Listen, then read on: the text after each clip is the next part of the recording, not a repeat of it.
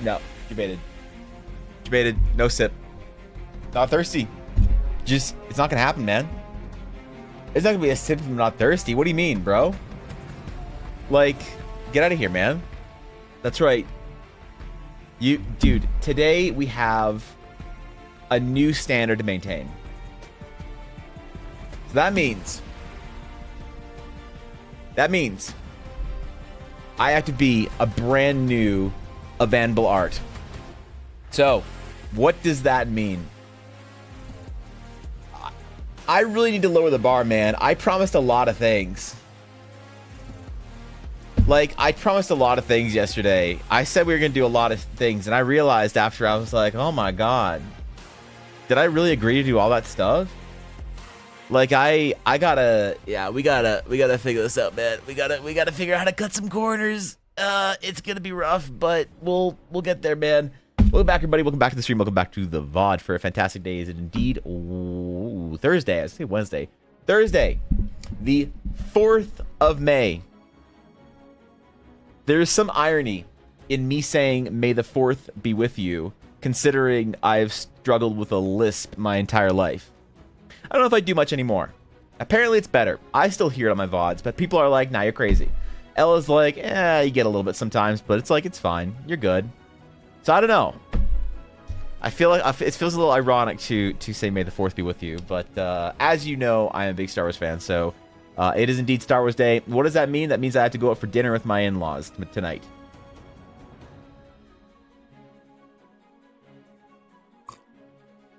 And then watch Star Wars while I'm working. So, what's up, Steel? Good to see you, Dogness. Storyteller, Bai Lung, Ashy. What's going on, dude? Zibsy, good to see you. Viddy, Bizzo, Atari, Fishy. God damn, even Fishy's here, man. Fishy's up early. What the fuck? Fishy, go to bed. Sam, good to see you. Fucking Ella's in the chat. Man, we got some. Where are the mods at? Where are the mods at? Holy shit, I was expecting to see like 8 mods in pre-stream chat. What's up, Victus? Bizzo, gifted tier 1 sub to Idaloon. I don't know who Idaloon is, but thank you for that, Busy. I appreciate that. That's extremely generous of you. You don't need to give subs, though, to Eiley, because God knows if I see her unsubbed, I'm going to get that. I'm going to get that sub. You don't got to worry about that. If she comes into my chat, talking her bullshit about AI cat girls, I'll snipe her, so I appreciate it. You want to watch Star Wars today? Say no more. What are we doing today, Ashley? Are you watching Star Wars on stream? Because I'll be there. I'll be watching your stream while I'm at dinner at a fancy restaurant, not eating anything because I'm cutting, man. I'm eating so clean right now. Holy shit. I went to the gym today. I did the big long hike yesterday. Dude, I did such a long walk yesterday that I did not think I was going to do in the evening. I'm on a roll, man. I'm training for this path, the path to the Rumen Festival event. I'm training for this shit. All right. I'm going to get strong. I'm going to get lean. For the first time in my actual life, be healthy. So, you know, we're working on it, man. Good to see you guys. Good to see you guys. I'm glad you, for those of you who saw the keynote presentation yesterday and caught the stream, there's a lot of things. For anyone who missed it, you could watch the VOD if you want. It's about an hour long. You can skip to a half hour in. I started around 10:30 my time. So about half hour, maybe 40 minutes after, no, half hour after the stream starts. If you want to catch the VOD, catch all the keynote events. Currently the VOD is not on YouTube because it broke. The connection between YouTube and Twitch broke. So Blaze has not been able to upload videos, and it's my fault entirely. All right. Who did I miss saying hi to, man? What's up, Eiley? What's up, Fox? What's up, Nix? Who else did I miss, man? Did I miss saying hi to you, Victus? Whatever. If I miss saying hi to you this morning, it's good luck. You're so excited for that event? For what? The walk? Are you serious about this, Eiley? Are you still on board? Are you still gonna crush it? 100 kilometers, my ass, a month. Get out of here, nerd. Cause I'm ready. I'm counting on you. All right. That sounds like a great NPC name. Wait, what does? Legendary dice maker, Lady Blackwood. Lady Blackwood might have been here earlier, but she is currently taking the Lady High Summoner to my dad's house because they're gonna babysit her all day. Well, for us, because we're gonna go out for dinner tonight, and I don't know how long we'll be. When we go out for dinner with Ella's mom, sometimes it's short, sometimes it's long, depending on how much Ella and her mom start drinking. So, It's gonna be great. So we decided we would just leave Una at my dad's, and he loves her, his wife loves her, so she's gonna be well taken care of all day. She's gonna sleep over. So Ella might have been here, but Ella Blackwood, I mean, Lady Blackwood is already she's not a noble, so she's not Lady Blackwood. Ella Blackwood is the High Lord of the Growlhammer. So there is that in world. So I'm not sure if I should make Ella available in Horizon for people to interact with. Humanity is insanity. Thank you for the follow. That's an excellent name. Thank you for the follow. I appreciate it. Welcome to the stream. We're gonna be talking about a bunch of world building and planning the first town in the first campaign for the first official adventure in Eldara. You heard there are snackies here? There aren't currently snackies here. All that we have are Welch's fruit gummies and the Capri Sun flavors nobody wanted to drink. Somebody ate all of the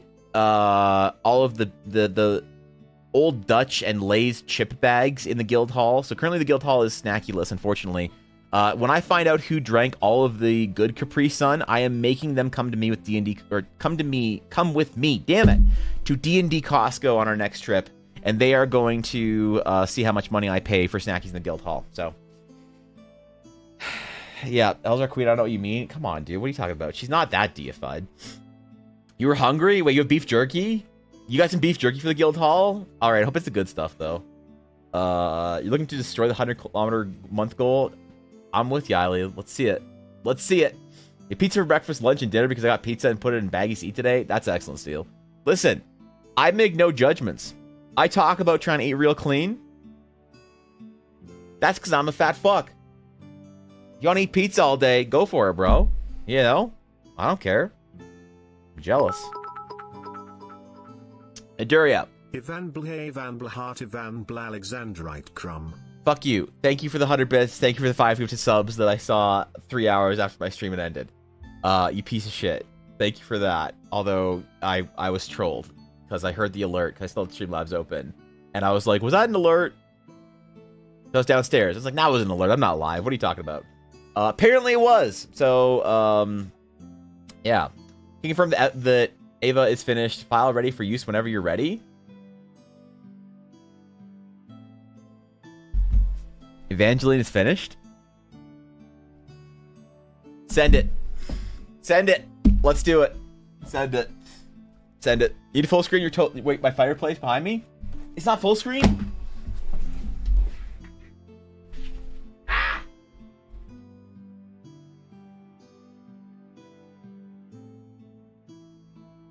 Alright, we're good. Thank you, Fox. Thank you. Appreciate that. Is it cozier in here? Do you feel as if you're in a guild hall in a fantasy tavern somewhere now? Or is your immersion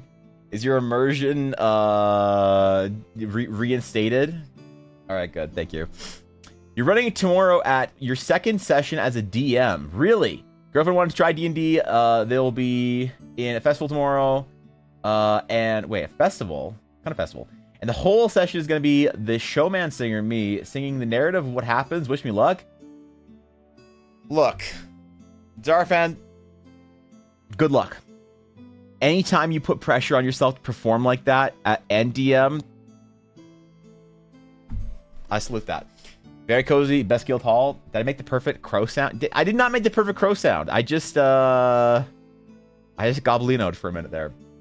Can I vote to have my Astral Sage be a homeboy that you meet along the road sometime that he just vibes with and gives advice at the campfire, then goes along his way?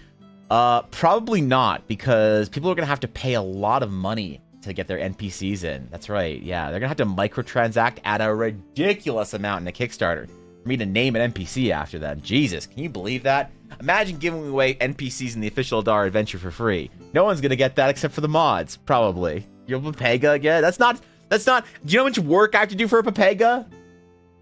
Bro. Hopefully it's an adequate value of stuff. You don't have to pay Pega for a... Jesus Christ, fucking Pepega. All right. No, I might actually allow for some opportunities for people to introduce their NPCs into the game. But the problem is the NPCs have to be good. They have to be good, bro. The NPCs have to be actually good. So if your Astral Sage is decent, then maybe. If you got a good story for him, if he's chilling, like, sure, I don't mind. There needs to be art for him, though, that I need to make. He's an official NPC. Well, that's a lot of work. So, I don't know about that. But, no, for sure. I want people to be able to put their NPCs in game. Or their characters in as NPCs. I think it'd be kind of fun. Heck, W about post-stream subs. Piece of shit. Thank you. I appreciate it, Aduria. All right. Dude, too early sleep? What do you mean it's too early? It is 10:15 my time. It is 10:15 my time. What are you talking about? It's too early. I start stream at 10 a.m. Every day. It is. I was up at 7. I was at the gym by 7:30. We left the gym around 8:30. I showered, do what I need to. I did my daily warm-up. I'm doing portraits for warm-ups today, or right now, by the way. I don't know if you guys saw on Twitter, but I think I found a brush that I actually like. I think I found a brush that I like for my sketches. What do you think about this shit? What do you think about this? How do you guys feel about the brush? It's more of a pencil sketch style. And, you know, I think so I did another warm-up today. I don't know. I don't feel like sharing it, but I did another warm-up today. And I'm digging this brush. I think I'm gonna do my like actual stream warm-up with my new brush from now on. You're being too nice. Need something to bully you with? Okay, yeah. Sorry, Fox. Yeah, thank you. Unless you mean art in your style, I mean art in my style, bro. I need to have all the art for the game. I can't have other people's art in the game yet, because I would need to. If I was gonna do that, I'd have to pay people for art. And why would I pay somebody for art when I would just pay myself for art? You know? You like it a lot, Guapo? Damn, bro. Thanks, man. Appreciate it. Jenna, good to see you. How you doing? She's pretty. Thank you. I appreciate that. File in DMs. Let me know if anything needs to be fixed on her. No, she's perfect. Eiley, you don't got to worry about it. Don't got to worry about it. Evangeline's perfect. I will try her out in VC Face, which I might need to download a new program, because I think VC Face is a little monka. I don't know, Fox, if you're still using VC Face or if you still use VC Face, but I might need to download another one, because VC Face sometimes doesn't start for me properly anyway. Love you, long neck. Not an artist by any stretch, but that's a pretty picture. Thank you, dude. Thank you, Switchblade. I appreciate that. I mean, it's a little long, I guess. I did draw it, Jenna. I did this last night. I'm trying to do speed sketches for people for their D&D characters, so I'm trying to get better at drawing characters in 20 minutes. So I've been setting a timer for myself since the beginning of the year, and every day I draw a 20-minute portrait of a character, and I'm trying to get better and better and better so I can start drawing like chat's D&D characters on stream. You haven't moved on? All right, fuck. Okay, it's the best thing to use then. It's not objectively true. It's 6:15 p.m. It is indeed 10:17 a.m. What are you talking about? I was up at 7. I've been getting up early recently, man. I'm trying to get those gym hours in early. I'm trying to make it a daily habit so that I can not be as unhealthy. So, it's working. It's working. I'm down because I put on a little bit of weight I lost a little weight last summer, and I put on a bit of weight over winter. Now I'm back down to below where I was at the end of last summer at my lightest. So I'm getting there. We're getting there. We're getting healthy. Try her out whenever you have time. I'm so glad she's finished now to degen in Final Fantasy for a while. All right, Eiley, when you get ready to buy a house in Final Fantasy, I will help you. Okay, whenever you're ready, I'm there. You're welcome to use my face for a character. I mean, I don't usually do references from people. Like, I'll draw people's characters for them if they want me to draw their like tiefling or whatever, the D&D character based on description. But I don't usually draw people like based on their appearances, because the problem is people get mad at about it, and they're like, hey. Like, I don't take commissions anymore for clients that are like, yo, can you draw me as my, like, elf warlock? And I always say no. Because when you try and do that, you, like, draw them, like, pretty correctly. And they're like, hey, I think you made my nose too big. And you're like, I'm pretty sure I didn't. And they're like, no, my nose isn't that big. And you're like, well, take the reference picture I looked at. You can see your nose is indeed that big. They're like, oh, no, you need to fix that. It's not. I'm like, okay. So I don't like dealing with people's insecurities. So that's why I just even if people are cool with it, I just do not accept commissions for like in IRL references for people. I never do that anymore, because it's the risk of it being a headache is way too high as an artist. Where people are like mad, they're like, you didn't make me look thin enough. It's like, maybe because you're not. Like, it's fine, bro. And I don't like, trying to interpret how to make someone like more aesthetically whatever, and then try and give it to them, and then it's a whole headache. So I just stopped using people as references, regardless, even if they're cool with it. Some people are cool with it. They're like, yeah, man, hey, you drew me, great, and they're cool with it. But I just don't do it anymore, because the percentage chance that it turns into a headache is too high. You can download a graded version if you're not or at the most recent version and see if that helps, or go most recent if not. Actually, I haven't updated in a while, so maybe that's a good idea. Worst comes to worst, I can help you troubleshoot in a call if you need at some point. A Discord call with Fox. Let's see. I haven't. Now that's a Discord call I haven't heard since the Clone Wars. You see, Fox has been either asleep or playing Red Dead for the last 2 years, so that'd be Pog, Fox. I always support the early grind. I work in the afternoon at my new job, so I'm working and being out of it the last few days. Wonk AF. I don't know what you do, Aura, but whatever it is, that sounds brutal. So try and take some rest for yourself, all right? Dry someone's face, then they have to contend with how unattractive they are. I've never felt so self-conscious about myself, Guapo, as when I was in art school and we had to draw portraits like of other students, and so like, you know, it's like I haven't made contact with a girl in like 16 years, and I'm sitting there as like an art student, and I'm like looking at this girl, and I'm like,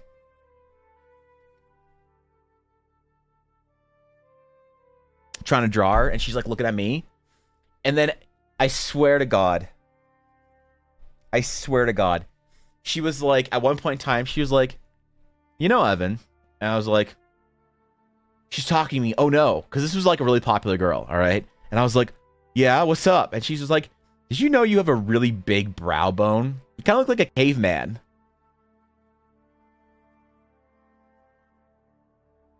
No.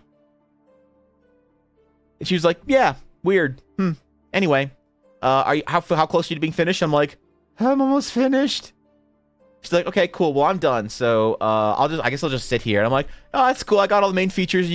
I just need to detail some things so you can go. And she's like, cool. I'm going to submit it. Thanks. See you later. And that's the last time I ever spoke to her. This is the first and last time. She went to fine arts because she wasn't a very good artist. I went to visual communication because I was actually good and could get accepted into the difficult program. No hate on them. The first years, it's fine. They do their best. They do their best in fine arts. But that was the first time I was ever just like, uh-oh. Oh no. And then later she I don't know what she thought of it, but the piece that I did, I don't know if she ever saw it, but I got scared, man. I got scared. So puppy photos, yes. Uses the model before. I totally get my flaws, and no worries. I get that. You don't though. Yeah, listen, Jetta, I love drawing my friends and people that like are cool with it, but just like I have to know someone really well before I'll draw them, because it's just as a general rule, people lose their mind, dude. And I'm glad, and that's awesome if you've already done that, because that's shows that you have acceptance and confidence, and you know, it's not about what you wish you looked like, it's about doing the best with what you got, and that's super healthy in people, and that's actually a really cool thing for you to say. That's the kind of thing that makes me want to draw people when they say stuff like that, because then you can bring out the beauty that they do have, and I like that about drawing portraits. But most people aren't that cool, so that's why I just have a general rule against it. But if you misdrawing me with my 2 feet long nose, your loss. Yeah, all right, storyteller. I don't have a long enough canvas to fit that, but I can try. Could you collaborate with a plastic surgeon and stipulate that you'll edit the nose only if you can edit IRL also? That's true, man. I should do that. Well, I did say, okay, I was mean once. The only time I've ever lost my cool when I was like dealing with a client was before I was taking like property commissions. It's like in my early 20s, and they were like, hey, I want you to draw a portrait of me and my dog. And I was like, oh, okay, cool. I'm a newly graduated art student. Why not? And so I did that. And they were really pissy and bitchy, and like they were walking back how much they were going to pay me in the middle of it and whatever, at the middle of the project. Like, I was just like drawing them for like a good hour or whatever. They're like, oh, you're taking too long. And I don't want to pay you $100. I'll only pay you 80 now. And I'm just like, okay, I'm like brand new, a dumb, like recently graduated art student. I'm like, oh, okay, sorry. You know, and I was just like totally walked all over. And then the person was like, well, if it takes you more than whatever, where's my watch? Fuck. Takes you more than whatever, we're gonna drop it down to 60. And I'm like, oh, okay, sorry. And then at some point in time, he's like, well, $60 now, let's see what you got. And I turn around, and they were just, and the dude was just like, I am not that fat. This is an outrage. How could you make me look so fat? Make me look less fat. And at that point I was done, and I was like, bro, I can make you look less fat if you come back in 4 months and stop eating so many fucking hot dogs. And I just left. I just laughed. I was like, fuck this shit. I can't. Like, I can't do it, man. I can't. And I was probably fatter than they were, so. It's kind of funny hearing that from me. Like, just imagine this fat little young art student just waddling in, calling you out. It's fine, man. Should have drawn her with Nesathandral brow or Neanderthal. No, I say Nessa. I put an S in there because I can't fucking see this morning. Neanderthal brow plus unibrow. I should have, but then I'd be ripping off Frida Kahlo. So, just check your art station. Really nice stuff. Is everything D&D commissions only? No, Zara. Most of the stuff in there that I do is for my own world. For the Realms of Eldara, it's a setting that I'm building. I do some commissions now and then, but I mainly make art for my own game. And I developed that adventure on stream with people. So, cat girls, no Blaze. If you want to reach out, I'm following you on Instagram. That'd be cool, dude. I might. I was thinking about doing like a series or whatever that I could allow for people to hop in and have their likeness put into Eldara, but I wasn't sure if I want to do that. Maybe I will. You bet to Evan draw me as a gremlin feasting on the entrails of my enemies. I'll do that for free, Ali, if you want. Yeah, you were Canadian, not from... Wait, I thought you were Canadian, not from the US. I am Canadian. What are you talking about? Yeah, what are you talking about? Yeah, work more, pay less? No, we have that in Canada, too. What are you talking about? Hearing 3 planes take off is unnerving. What do you mean? Leave the airport. Get out of there. It's ruined time's money. They don't have the right to undercut you. Yeah, I was new. I was brand new as an artist, so... Alright, well, whatever, man. That was my warm-up yesterday. We can do a warm-up today. I don't want to do a character. What should you do a warm-up for? I want to do a warm-up for something cool in the world. Last time we did a warm-up in the morning, it was for a baby crumb, which I don't know how I feel about it, but that's what we got anyway. I have my new pencil brush, which I'm eager to try. See how much texture there is in there? Ooh, look at that. Look at how much texture you can make out of that. I don't usually like using texture brushes, but I decided last night I was gonna try something different, and I really fell in love with it midway. There's like a really nice non-committal line you can make with this to feel out forms. So we need to warm up. What should we draw today? We need like a creature or an object or something in Eldara that we can do. A lockpick set. How do you make a lockpick set look interesting? Besides making a cool little pouch or whatever. I want to pay for a gremlin soda drawing. All right, fine. Final draw is a little gremlin. Maybe some kind of plant unique to the world. A plant could be... Ooh, we never usually do flora. That could be kind of neat. Plant's a neat idea. Gnome Bard on a Mastiff. I mean, that is one of my players. So I think that's a little bit in-depth for a warm-up. A waterfall. A scruffy. What's a scruffian? Done some air travel sketches. What about land? Not exciting, to be frank. Land travel's pretty cool. We've done like carts and stuff. I really like the plant idea. I think let's try it because I don't have like any flora for the world, but I really should. We did like our cloud vine. Oops. All right, let's do a plant. I really like that idea of drawing a plant for our warm up. How do you make a plant look fantasy-y? I want to make something that's kind of dangerous and maybe grows in a strange way that the party can maybe access for medicinal qualities. Something that looks like it's believably realistic but otherworldly, you know? That for me is the goal. Not sure if it should flower or not, but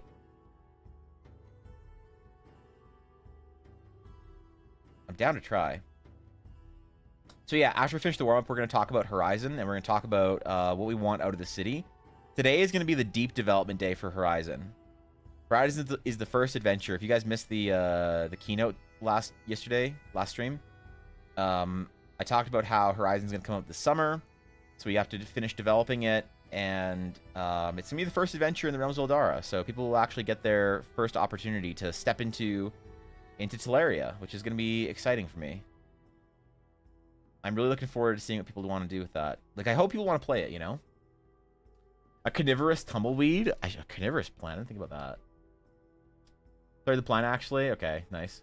Nice. Anything wearing an eye patch is interesting. A plant wearing an eye patch. How would the plant get an eye patch? Who is going around putting eye patches on plants? This is a mockery of the Pyrotean style. Eye patches on plants. What is this, a World of Warcraft expansion? It's fantasy? Yeah, you're right. Alright. Never mind. Don't question it. Never question fantasy. Fantasy doesn't need to be realistic, it needs to be believable. Is your DigiArt tag intended? Yes, it is. It is because it's a meme, because Twitch tags are memes. Sometimes we set the tags for the streams for the week, and chat will meme them into existence. Plant took from adventure. It killed. Oh, okay, right. The plant took it. So this is like a substantial plant. I was gonna do a little like a little good boy. What if we're drawing a plant that's carnivorous?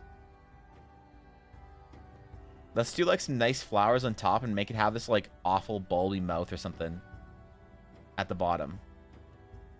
Like some shit Eiley would find in her backyard in South Africa. So from the last adventure, Captain Bramblebeard will not be mocked. Okay, yeah, sorry, Captain. My bad. I didn't mean to entertain some mockery. Plants already have the parrots, the hooks, and the wooden legs. Leave something for the human pirates. Yeah, okay. They wait, which plant has a parrot? I get the hook and the wooden leg, but medicinal but dangerous to gather. You have to fight it, and then you can gain whatever benefits or boons come from it. Okay. Like some kind of like awful mouth thing at the bottom. Let me just finish the flowers first. And a couple more leaf thingies. And we'll figure out what the plant looks like at the bottom.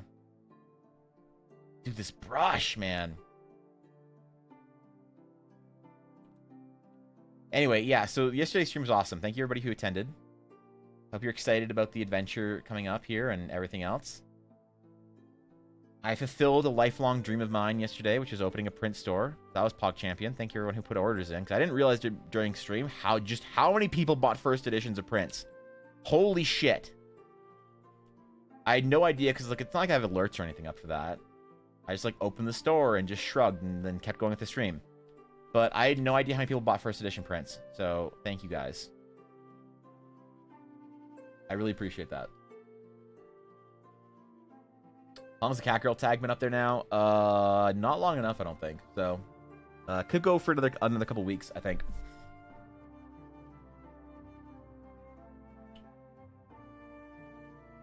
Okay.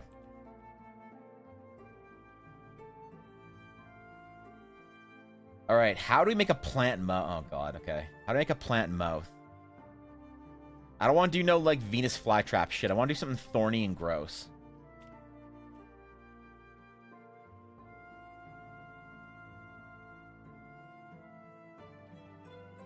I don't want to have eyes, though.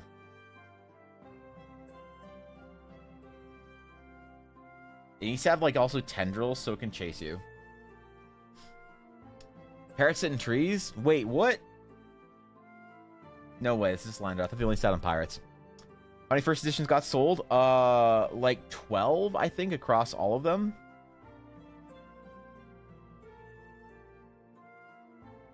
Yeah, like 12 first editions or something like that. It was like more than 10.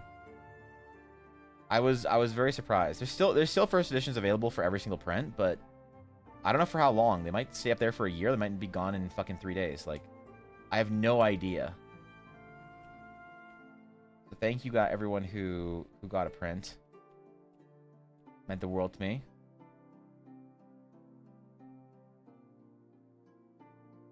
I'll be printing those and shipping them out tomorrow. What if you're skillful enough to draw realistic hands on the plant? I am. What, you're wondering if I'm skillful enough to draw realistic hands on the plant? You questioning my skill? Never question my skill. Of course I'm not skillful enough. I'm an awful artist. What are you talking about? What the plant is long and... Wait. Thurn? Wait, what? And duels like a fencer? What the fuck is that? I mean, I'm down. I just don't know how to draw that. Teeth? Yeah, we're doing teeth on it. The old fucking chin. You just avoid drawing hands by saying something like plants don't have hands. There's no shame in that. Really? Why would I draw hands on the plant, though? You questioning my ability to draw hands? Damn, bro. Like, I know everybody thinks very little of me, but you don't gotta call it out.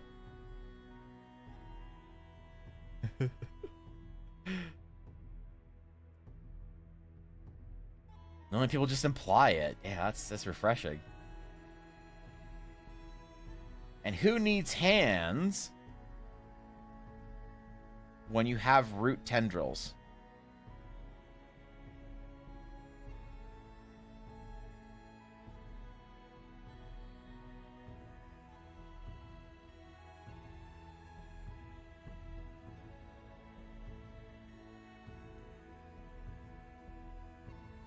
Look at him, man. He's just a little wiggly boy. Yeah. Yeah, he's just lounging, man. Look at him. You don't want to mess with him. He's just lounging. He's chilling. You don't want to go fight a plant, bro. He'll fuck your day up, bro. What's up, Enigma? Looks similar to another plant that is delicious to lure and prey. Ooh. I hadn't thought that far. What if the top half of the plant is like similar, is like basically just another plant, but these plants or whatever like waddle up and basically stick it on their head, and the roots grow into the like bulb, and they use it as a lure. Lure in unsuspecting adventures. They're reproduced by thorns attached to other creatures, and the thorn is essentially the seed. So when it's removed from the creature, the plant spreads. Jesus, okay. I don't know D&D plantology. Well, such an in-depth topic. I'm impressed. You guys know a lot about this. I'm not much of a plantologist myself, so. Is that a little guy? Yeah, Fishy. This is my new VTuber. Actually, we're working on it. I don't know if you were keeping up with it, but I actually am not going to use the Project Evangeline anymore. I'm giving it to a friend of mine, and she's going to be Project Evangeline. I will have no affiliation with Project Evangeline ever again. And this is going to be my new VTuber model, so. In case you're wondering, Fishy, what you can expect out of me over the next couple weeks, I'm going to look for somebody to live 2D rig this. Maybe I should ask Nixalotl to rig this guy up for me. That when I fucking waddle in and somebody redeems the 690 bits redemption, it'll make some sense, you know? Ripping pieces, yeah, that's rough. But we gotta do what we gotta do. What do you mean, ha, Nix? I'm saying that I need help rigging this guy into a VTuber model. What are you talking about? You're the only one that I would trust with such an important project. Too real, doesn't have to be realistic, just has to be believable. Yeah, true. Good fantasy isn't realistic. Of course it's not realistic, but it is very believable. George Lucas talked about Kurosawa films creating something that he called immaculate reality. It is the ability to sell a fantastic situation as realistic or, more importantly, believable. I was looking to only keyed in when I heard my name. Yeah, okay, don't worry about it. I'm sorry, Nix. I'll leave you be. I'll leave you be next. My bad. My bad. I just was thinking of the only person that I know that does, like, good 2D rigging, and I'm pretty sure that was you, so. Right, I start splitting those layers? Ah, fuck. Can you put jiggle physics on the tentacles? Or, I mean, sorry, tendrils, or I mean roots? My bad. Yeah, I screwed that multiple times, so. I try to create my own campaign, but I'm having difficulties with ideas in the middle of a campaign, plus having trouble with writing, as I only have written with at least one main protagonist before. Damn, that's a challenge. I've been having troubles with like linear narrative as well, but I find that for me, what helps is focusing on the world building and what the character and like designing characters' personalities and what the characters do in any given setting or situation becomes obvious to you once you've designed them really well. But that's how it makes sense to me.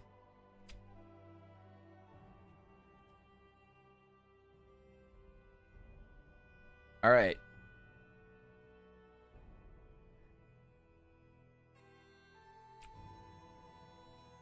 Okay, cool. We're gonna call this one. Let's see. What do we name the other plant? We name the other plant Cloudvine. So we should call this one probably the Mistake. I think that's probably the. His name is Dave. Okay, sorry, my bad. The Dave. Yeah. All right, Dave. Okay, but it's the Dave. You have a big vine tongue that you can stick out and do, wait, and do blushies? Why would I? All right, never mind. Never mind. Yeah, I'm not gonna worry about it. Shambling snail flower. That name is far too good and serious, Nyx. Although the shambling, the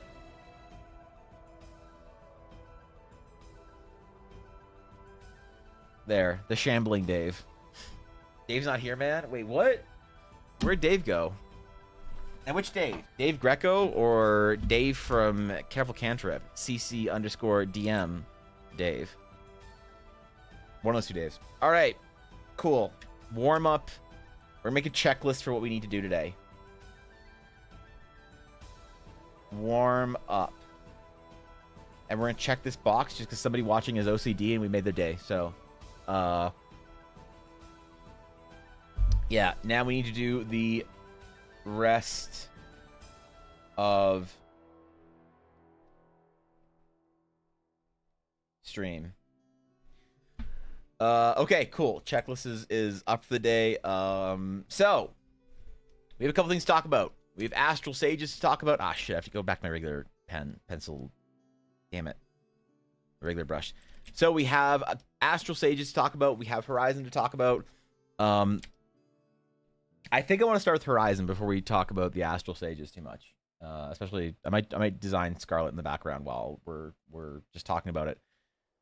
But basically, we have a starting town, and the important thing with Horizon is that I want Horizon to feel like a traditional JRPG starting town, but like the busy one. Not like the little village, but like the busy starting town, you know? They put it in a Yeti? Wait, what? What in a Yeti? Like the expensive Yeti coolers? Dave from accounting? No, Dave from marketing. Time make a to-do list, super effective. I like to-do lists, Zibsy. I think that's a good way of doing it, you know? You just do things and add them to your to-do list and check them off because you've already done them. And then at the end of the day, you always finish your to-do list. So, thank you, Fishy. I'm glad you like her. All right, I've officially committed to making my character 16% hotter. So that was one of the notes for yesterday. What's population? Population of Horizon. That's a good question. What is the population of a small town? I would say, how big is a town of 300? If there were 300 people, how many shops? How big of a market area? If you had a population of 300, what would you need to support it? You'd have to have some sort of organization for town centers. You need taverns and inns because Horizon's big enough to have people coming and going as traders, merchants. It is a merchant city, so that is the other thing. We'll have a bigger market than the city would necessarily need. Horizon currently has 3 inns. 3 inns and three taverns. Because of that. There are no taverns that are not the inns. Except for the one shady one in the underbelly or the under harbor, sorry, that the party went to. And that was a weird game anyway.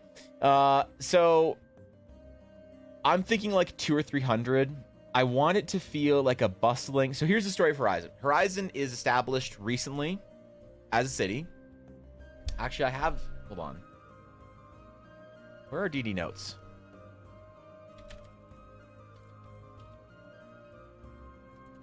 I spelled D and D. Did I spell D and D? I did say D and D. Okay. So we have a loose map of this place. All right, we have a loose map of this place. It is right here. So Horizon is composed of 2 main sort of islandages. One small little this is like the industrial and like porter area. This is where all the big like the big trade district is for like the massive shipping companies, their warehouses, things like that. On the actual on land, Horizon is centralized around a giant market district, a large sort of central town square, and then it kind of has another like long street for shops, like another 2 long streets for shops, and then it just kind of bleeds out into houses. I kind of want it to feel like that. castle or palace or keep or whatever, and then barracks are also important things to note.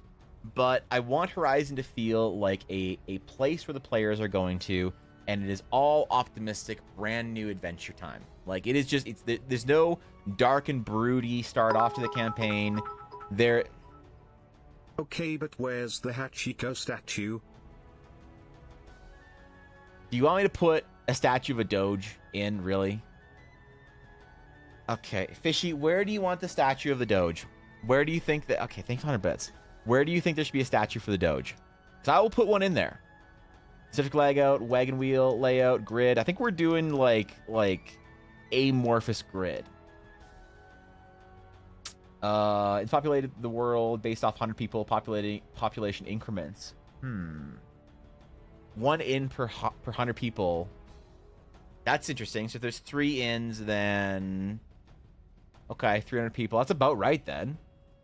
Should you check your DMs? Wait, what? What DMs? I have DMs. If this is you sending me gratuitous Yu-Gi-Oh! Blue Eyes player memes,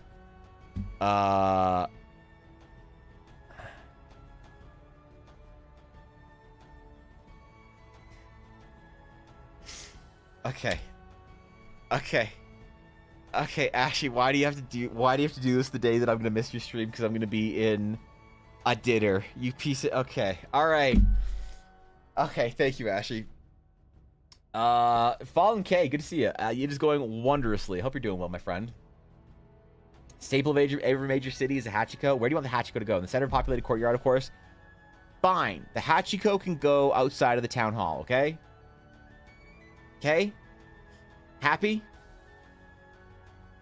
Good? Are you Guapo's puppy? Yeah, Guapo, we need to use your dog for reference here for Doge.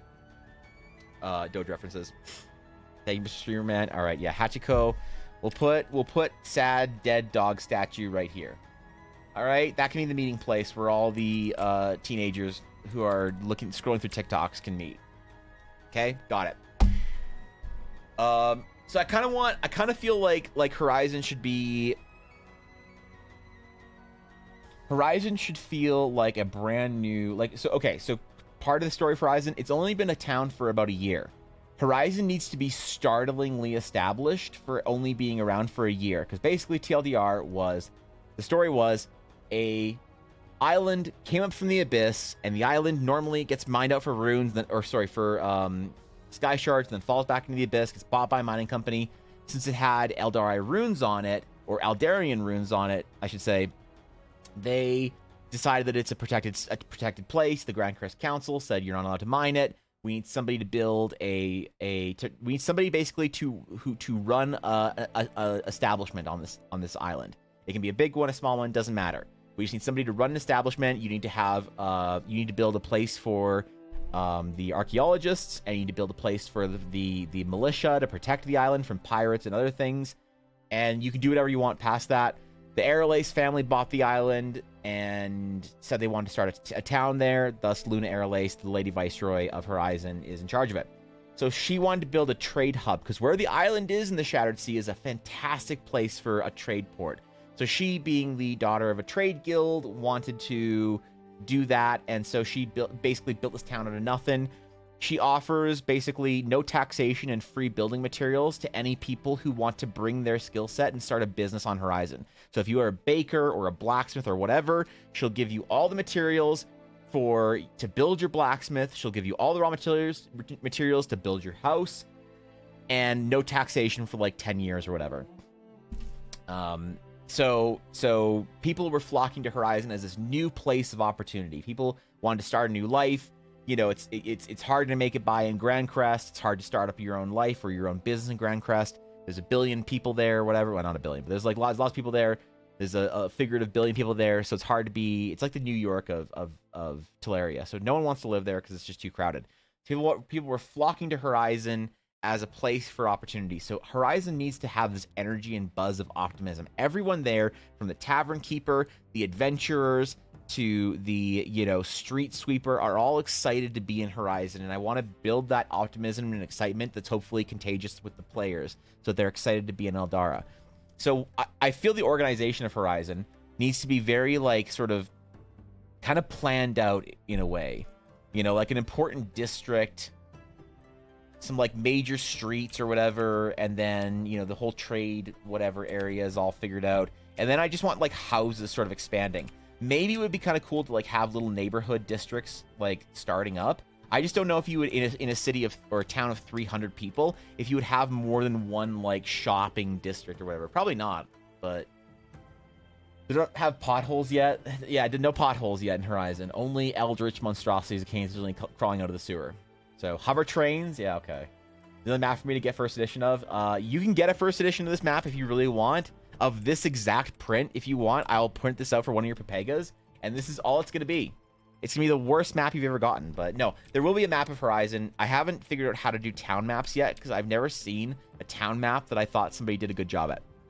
I think people have done the best they can with it, but I've never seen a good town map before for D&D that I like. So I still have no idea how to do it myself. The statue in the middle of an inn, call it the Inn of Poor Taste. That's rough. Yeah, poor Hachiko. I was struggling with the decision. Do I write it all before I start, with the exception of player characters and stuff, or do I get distracted because ADHD, or do I write it in between sessions, get distracted because I have ADHD? Flip a coin, because either way you're gonna get distracted, you know? You try to figure out how to get not distracted when writing? Yeah, I don't know. I can't. I wish I like. I feel like I have all these ideas for helping people with focus, because like focus is the most important thing as an artist to maintain, the most important skill to build. But I've stopped giving people advice for maintaining focus as soon as they tell me they have ADHD, because I just get, sometimes I tell people things they don't want to hear. Like, hey, if you're having trouble focusing sometimes, maybe that's partly your fault because you're allowing your environment to distract you. So do you have games installed on your computer? Maybe you should uninstall your games on your computer until you're done your project. Do you have, you know, wallpaper engine and a fucking cat and all these things going? Maybe you need to, like, there's this word in Japanese that I forget what the word is, but it's a term that artists use.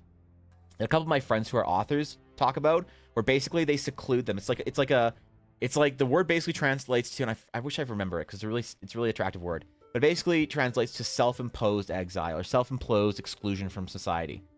Where they will go lock themselves in a like a ryokan or a hotel somewhere for like 2 weeks with only their art or their writing software on a computer, and that's it. So they have no distraction from the outside world. Their manager or their friends bring them food and everything, and whatever. And that's how they focus on things. It's an intense amount of focus. But the problem is, whenever I give people advice for focusing on stuff, I get hit. Somebody ultimately says, well, Evan, do you have ADHD? And I'm like, I don't know. Maybe. Probably not. And they're like, well, then you don't know how hard it is for me. You can't tell me that it's just that easy. I'm like, okay, whatever. Fine, fuck it. So I just avoid. As soon as somebody tells me I have ADHD, I'm like, all right, you're on your own, champ. I've tried to give help or assistance with focus, because it's an important thing to skill develop as an artist as well. I've tried to give people help, but as soon as people say they have ADHD, I'm like, I'm out. I'm not touching it, because every time I say, hey, here's how you might be able to improve your focus, I always get hit with the you don't understand, Evan. You don't have ADHD. It's not that easy. I'm like, fine, whatever. I don't care. I can't help that. I'm not aware. I don't have the same, you know, which I do think, honestly, some of the advice does apply over regardless of if you have ADHD or not. But how do I know? I'm just an idiot that probably doesn't have it. Maybe. So I don't know. Good luck, I guess. I'm legitimately rooting for you. Whatever you do to find focus, share your secrets. Buildings will be new and clean, brightly painted, no ruins or decay. Yes, totally. Atari, that needs to be something that I mentioned to players, especially, that there's a pristine feeling. Everything is well kept and well maintained. And I kind of present that with how the streets look with my players when I describe it. That's a good point. Multiple shopping districts. It's just separated by what you can get. I feel like because it's supposed to be a trade port, when Luna was designing the city, I feel like she'd want to front load the market basically to this entire area. She wouldn't want to like zone shopping or whatever outside of the central area, because she's expecting the town to grow massively. She's expecting to make this a giant trade city. So I think that she would make maybe a very large market. Maybe even in Horizon, there would be a separation between where the houses begin and basically the city ends. I wonder if that'd be an interesting way to sell that as well. Isolation training, but for artists? Yeah, basically. Neurotypical advice does not work for ADHD, unfortunately. It's fine. Balance, not enough environmental stimulation leads to harder focus, just as much as too much environmental stimulation. So Fishy, all I'll say about that is I had one friend with deep ADHD that was an artist that told me that every time somebody makes an excuse for their ADHD being the reason they can't focus, they're not trying hard enough. And I was like, damn, if you say that to people who have ADHD, they're gonna kill you. And she was like, I know, but that's what I needed to hear to figure it out. So she tells me I should just give my advice on focus, and if people blame their ADHD for the reason they can't follow it, then that's their problem. But I think that that's maybe a little, like, I don't know, I might be missing the mark a little bit. I get where she's coming from, but I don't know if everyone can brute force it, so I just don't try anymore. If somebody says they have ADHD, I'm just like, all right, you're on your own, kid. I ain't gonna even try. I don't want to get canceled over this shit. My exclusion from society is self-imposed. Yeah, you hikikomori. Like many video game systems, yeah, it's I need to completely remove all those distractions, Enigma, like YouTube, everything from me, you know. So I need to sit at a different desk sometimes when I'm doing work. Video games are wrong, they're right. It isn't easy, but they're putting way too much on you if you're supposed to have all the answers. Well, the things I don't know. I don't know. I think that probably the advice helps with everyone, but it's like harder if people have ADHD. But I don't know. Ella thinks that I have ADD, which is the same thing as ADHD now. Apparently, because Ella has ADD, which is whatever. She's like, Evan, I think you have like ADD, and you don't, and you've just been brute forcing your entire life. And I was like, damn, bro. I don't know. I'm never gonna get diagnosed because I don't give a shit. Because if I have, you know, I remember I got an OCD diagnosis once, and I was like, so what does this change? They're like, absolutely nothing. I'm like, great, then I don't care. And I feel like that's kind of like an important thing for me for that. So I don't really care about going to get a diagnosis for ADD. It wouldn't help me with anything. It would just give me an excuse, I think, to give myself a break, which maybe would be good. I don't know. The trades, leather tanners are undesirable to be next to. They have their own corridor. Oh, really? What else, Atari? Like, because tanning makes sense, but like, what other things would there be like their own district for? Would smithing have its own district? It can be several streets that meet at the center. They're all next to each other and lead to each other. They're still their own their own thing in their own right. That's interesting. Shops on the ground floor and residents above. That's a vibe I want to have. Definitely, Nix. 100%. I think people not wanting to put in the effort and wanting easy answers is unilateral. You're probably right. Totally fair. I just think that there's a difference between using it as an excuse and acknowledging there's a difference. 100%. Yeah, I agree with you. Yeah, truth. Thank you for follow, Switchblade. Jesus. I'm trying today. Need some background noise, at least to focus. Yeah, I need music, but I find that, like, yesterday I fell deep into a flow state where my music had ended and I was still working for a long time after the music, just focusing deeply on the art. And I was like, I kind of realized my playlist had ended, and I, like, actually, like, chuckled to myself because I hadn't gotten that deep into, like, work before or whatever, like that. Or, sorry, not before, but recently. I usually works for me, which is peace and quiet. To get that, I have to go somewhere and not bring my phone. Yeah, totally. My mom has guardianship over me and wants me to bring it. Yeah, that's rough. That's rough. Heavy steel, ironmongers, anything smoky. Yeah, so like the smith, the smelter, the... So a lot of that I feel like would be over in this area because I want this to be a little more industrial place. So the smelter, the shipbuilder, the tanner, all that kind of stuff. The brewery for some reason is over here because I think it's cool. Oh, the less fancy inn. I forgot about this inn. Wait, there's 4 inns in Horizon. I told my players there was only 3. I lied to them. I don't care. Yeah, there's one inn that's like out far in the like outskirts of town called the Burrows. It's basically a Rokari burrow where if you want, you can meet Aoife, which is Fox's character. So her NPC or mod character will be in that inn. Not running it, just like staying there for some reason. Her character's way too high level to be running an inn. Leftfoot Estate's the best. Yeah, I crave it. Important question, where in the town are the drugs? Secret dens or sold like general goods? So the drugs are actually found in the Under Harbor. So both harbors. There's a harbor all along this side and there's a harbor all around this island. Okay. All right. And the harbor is because it's a large trade hub and they're all airships. It is divided into 2 sections: the harbor and the Under Harbor. So the harbor, the top side, is where all the transportation and people and small craft trade, things like that goes. The under harbor is where all of the large trade ships go. So the entire under harbor has like, you know, shops that are more industrial or trade related. If you want to get your like large quantities of things, you'll find them down in the under harbor. And that is where the spooky shit goes. And so one of the main quests that you can take when you get to Horizon is there is a crime organization developed in the under harbor that's becoming too big for itself. Like Luna acknowledges, she basically says, hey, we know that there's like smuggling and crime and drugs and all this stuff in the you know, the under harbor, but as long as they sort of keep themselves policed, we're not going to go down there and make a big deal of it, because crime's going to happen. If we can keep it contained and not off the main streets, that's fine.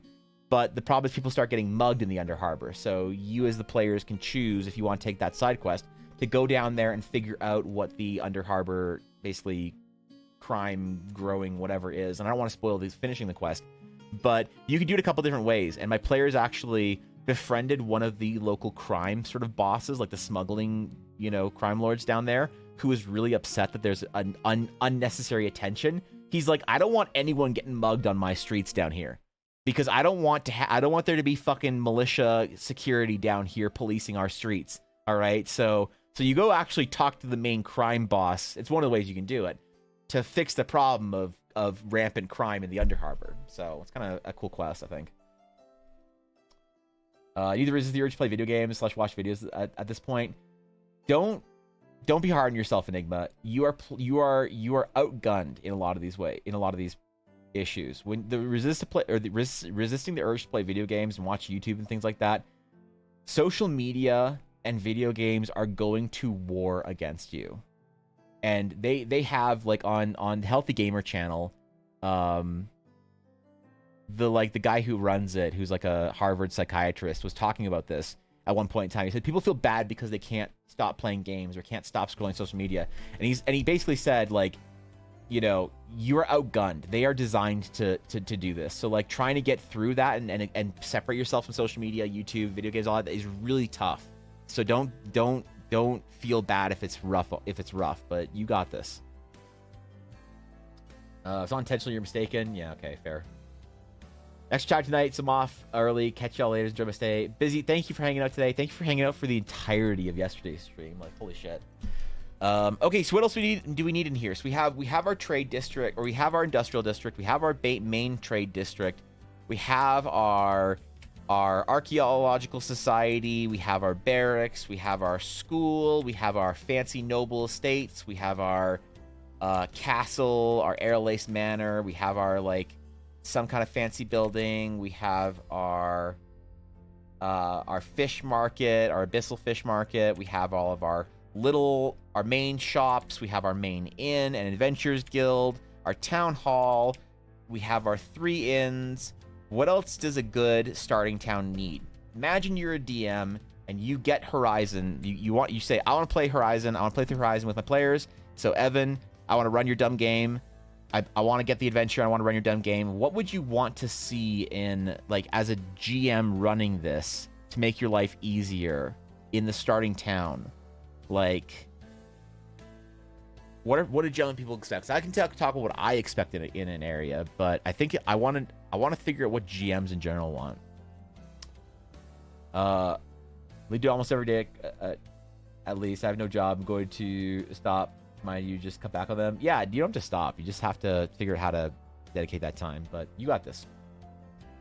Something that helps me a lot is having work/school laptop that is set up so that, like, Discord and Steam don't auto start, for example. It makes it a lot easier to focus and use it is in a different place than my desktop where I do fun things.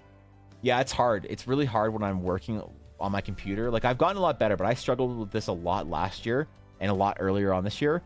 When I have my tablet in front of me and my monitors, and I'm getting, like, Discord pings, and I'm you know, there's, like, YouTube up on one monitor, and I have all my games on the other monitor, it was really tough. Like, I had to go to war against myself mentally to figure it out. Where do people go for obscure books? There's gonna be a couple of magic shops and general oddities shops, because since this is a newly established trade hub, There's a place called the party went to called Floating Mountain. That's basically all sorts of wonders and oddities. So you can go there for it. There's going to be a library connected to the Archaeological Society right here. I wrote that in. Goddamn. Look at me. But I also want there to be like various small shops in here, like maybe this one or whatever. Maybe these are small little shops or stalls or whatever. We have the whole tent market in here. I feel like you'll be able to find them around. There is a dedicated library, a dedicated magic shop where you could find obscure stuff like that. But what else do players need? Source of knowledge, a spot to spare. A spot to spare. Wait, what do you mean by that? Like empty space, basically? People in need, the hospital needs medicine is a classic example. Oh, there isn't a hospital. That's true. There's no, like, what is a fancy D&D word for a hospital? Where do people go for healing? For succor, as they say. Oh, oh shit, like an arena. Oh yeah, well maybe we'll integrate that with the barracks. I thought you meant like blank space for people for DMs to like place stuff in. An infirmary. Antiquities, magic items. Okay, we have those. Infirmary or something. Okay, interesting. So who should run this infirmary? Should this be a magical place of healing, like a local church? Or a place of like sort of more like medicine? Or is it like there's a local healer? Or like a druid grove? What do we want? How do we want to do this? They all have different vibes. If you do sort of like a large established church, or like paladin order, that kind of thing, then you need to imply there's a certain amount of power available to the defense of this town. And as an adventurer, that's like part of why you're there, is because they don't really have a lot of their own power to defend their town. Gods and temples for healing, yeah. It could just be a temple, I guess. You're right, with clerics. Both and they hate each other. Either competitive or collaborative. Me and Nix or Doc sharing the brain cell. If you guys find the brain cell and you want to give it back to Una today, that'd be great. She's had a hard time finding the brain cell recently, so she found it for a little while the other day, but not since then. Sabotaging each other's patience. All right, let's not get dark. Goddamn. Let's do. Okay, so there is a church here.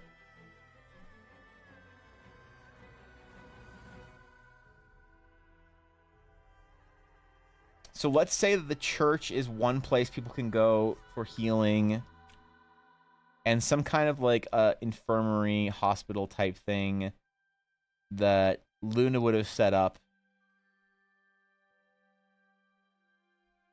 Maybe like close to the mage district or whatever, the mage building.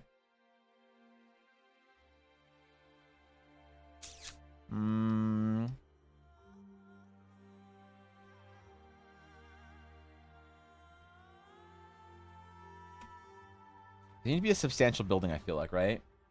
Do you guys expect D&D, like, hospitals in fantasy setting to be a substantial building? Or is it like a small little, like, healer, like, doctor's office, basically? Official infirmary, and then your homeopathic ones, right? Place for sports, like a field with races and climbing contests. Yeah, a place for sport and entertainment. I wonder what that would... Because people need entertainment. Like, I don't know. Like an amphitheater or something like that, maybe? An amphitheater. Would a city this small... I guess, honestly, a town this small wouldn't necessarily have an amphitheater, but a place that has so much travel would. Right? That makes sense to me now. So, okay, so we can't put anything to the top. Like, the top of this area is all dense jungle. So there's nothing really that leads out this gate except for into the wilderness where people go hunting. So the city, here's what the island looks like. We have, this is Horizon right here. This is the main city, and this is the little island, the little bonus island. So Horizon's kind of tucked in this little nook, so I want the city to expand out this way and down. It's got three main sort of like areas to it. It's got the dense jungle with the big lake. It's got sort of the ruined grasslands where the ruins are, and then it's got the farmlands that is basically Texas without bores. And then a little hamlet down here. So there's a little bonus, like smaller, even smaller town over on the other side of the island. It's probably only a couple of hours travel by foot, so it's not particularly big. So maybe we can put it outside.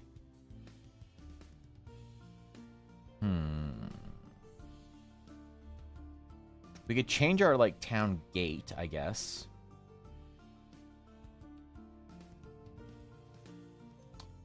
Oh, right. This is on another... Okay, I can't erase things on this map.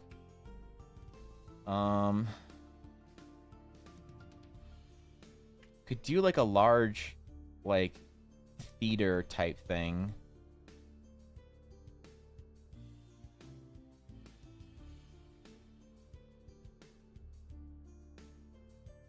There need to be more buildings around it, almost like a more entertainment-y district area. Like another little, like, town square or whatever, kind of like out here. Park with an outdoor theater? A whole ass park would be interesting. So what if along the jungle here there was, like, this large park area?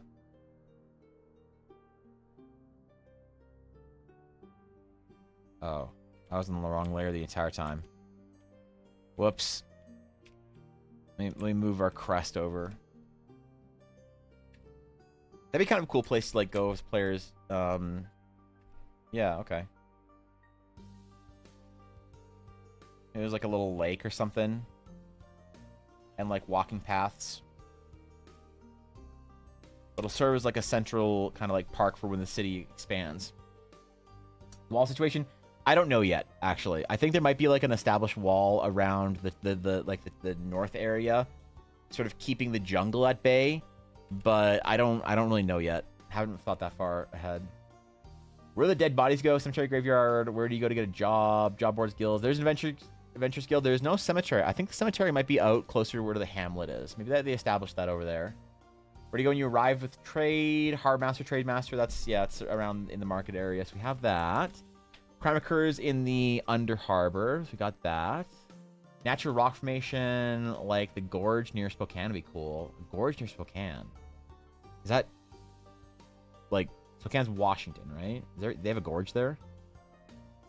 Just an empty place, and have a few shows, make good money. Yeah, okay, I like that idea. And then they have, like, an area here to do, like, sports and stuff. They have, like, the whole field to, like, have events and sports. Like what's a particularly medievally, like, is a jousting arena, like, kind of contrived? How do we make that more fantasy? Sky jousting. Never mind, we don't need an arena for that. Amphitheater in the process of being built when the party arrives each time they return. That's a cool idea, actually, Six. That's great. That's a great idea. They see progress on the amphitheater. Yeah. I like that. Okay, so it's in the middle of being constructed. I love that. Yeah. Dude, okay, perfect. I wanted the town to feel like it's in construction in the middle of it, and having a large, singular, obvious, like, project in addition to, like, yeah, there's houses everywhere and there's building materials all over the place, and people are like, you always see people going through the streets with, like, planks of wood and stone. You know, there's a lot of masons, a lot of carpenters, things like that in Horizon. But having a large central building being created or built, because, like, I described in the center of the town square, there is a statue of Luna's grandfather being carved out of marble in the center of the fountain, and it's, like, half done. You know, they cleared out trees to use for construction. That area would be a fine park. I agree. So maybe the jungle kind of, like, wraps around it, actually. Ooh, I like that. That was low-level criminals, like people who drank too much. Is there a stockades or something? Ooh, a stockade. I think that'd probably be in the under harbor. It'd probably be in the under harbor. We probably don't need to build that in the above ground, because I feel like that's the kind of thing that they'd throw in the under harbor. Amphitheater doesn't have to be built, but could be natural. A natural amphitheater. Oh, that's what you meant by, like, rock formations. Ooh. And they're, like, carving it out. That's kind of cool. Like, there's, like, a big location or venue in the U.S. called, like, Red Rocks or something like that. I don't know. I'm not American. I don't know what I'm talking about. What does the city do with kids who don't have parents? Are they on their own, or is there an orphanage type situation? There is an orphanage, and that's actually an issue in the city. We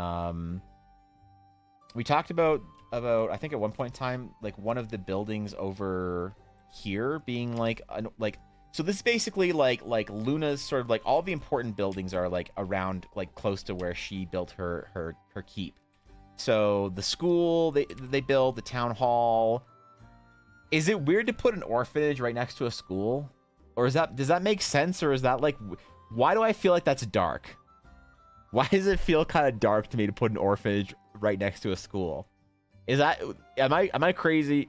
Because like, this might be like, Evan, you're overthinking it. You know? It might, I don't know. Booming construction business or multiple, yeah.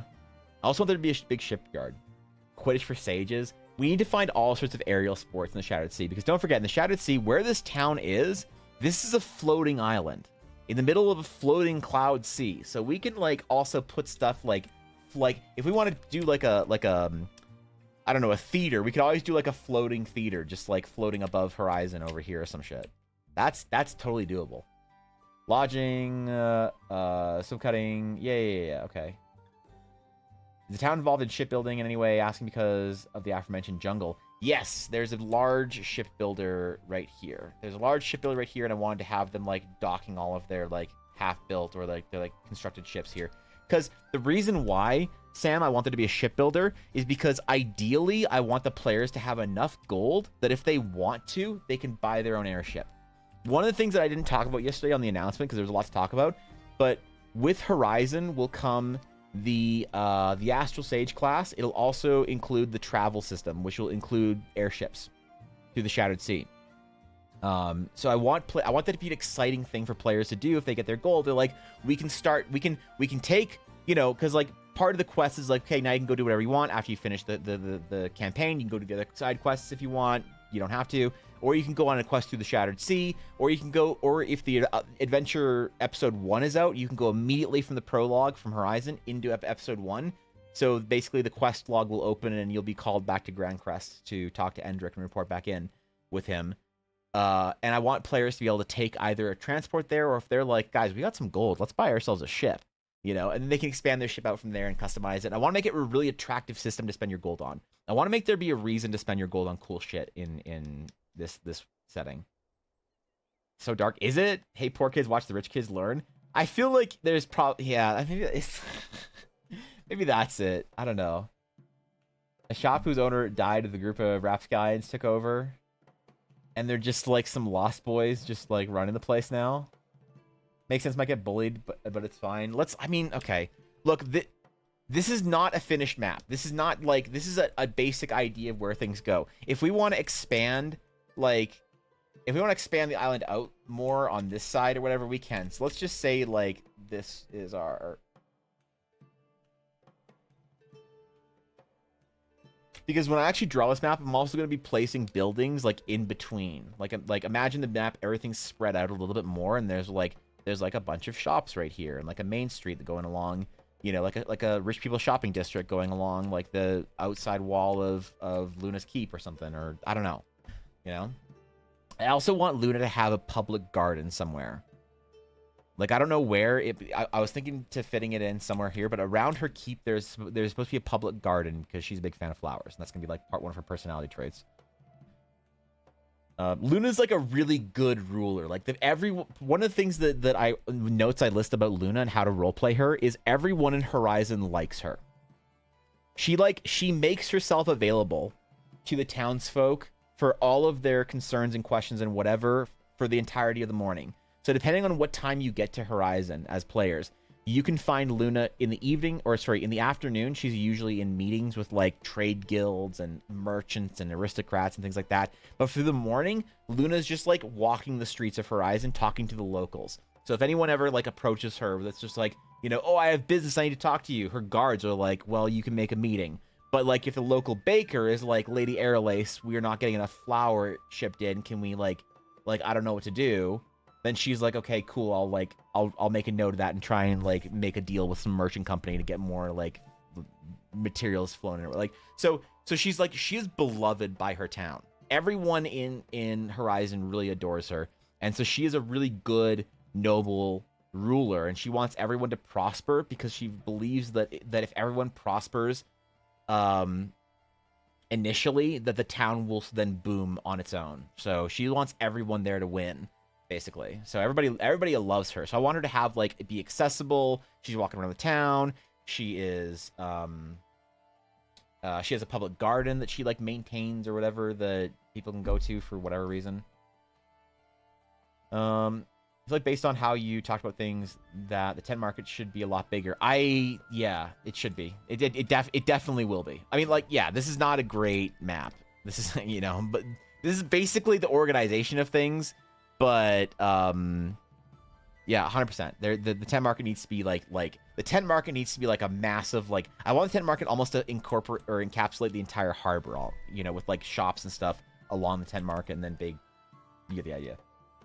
The NPC gave my rogue gay panic. Wait, Luna gave your rogue a gay panic? I'm honored. I'm honored, Fox. That's all I can hope for with Luna, is that she just makes somebody question themselves a little bit.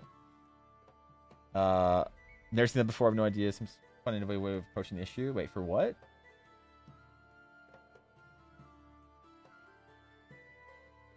Nets and cloth like water. Wait, really? That's interesting.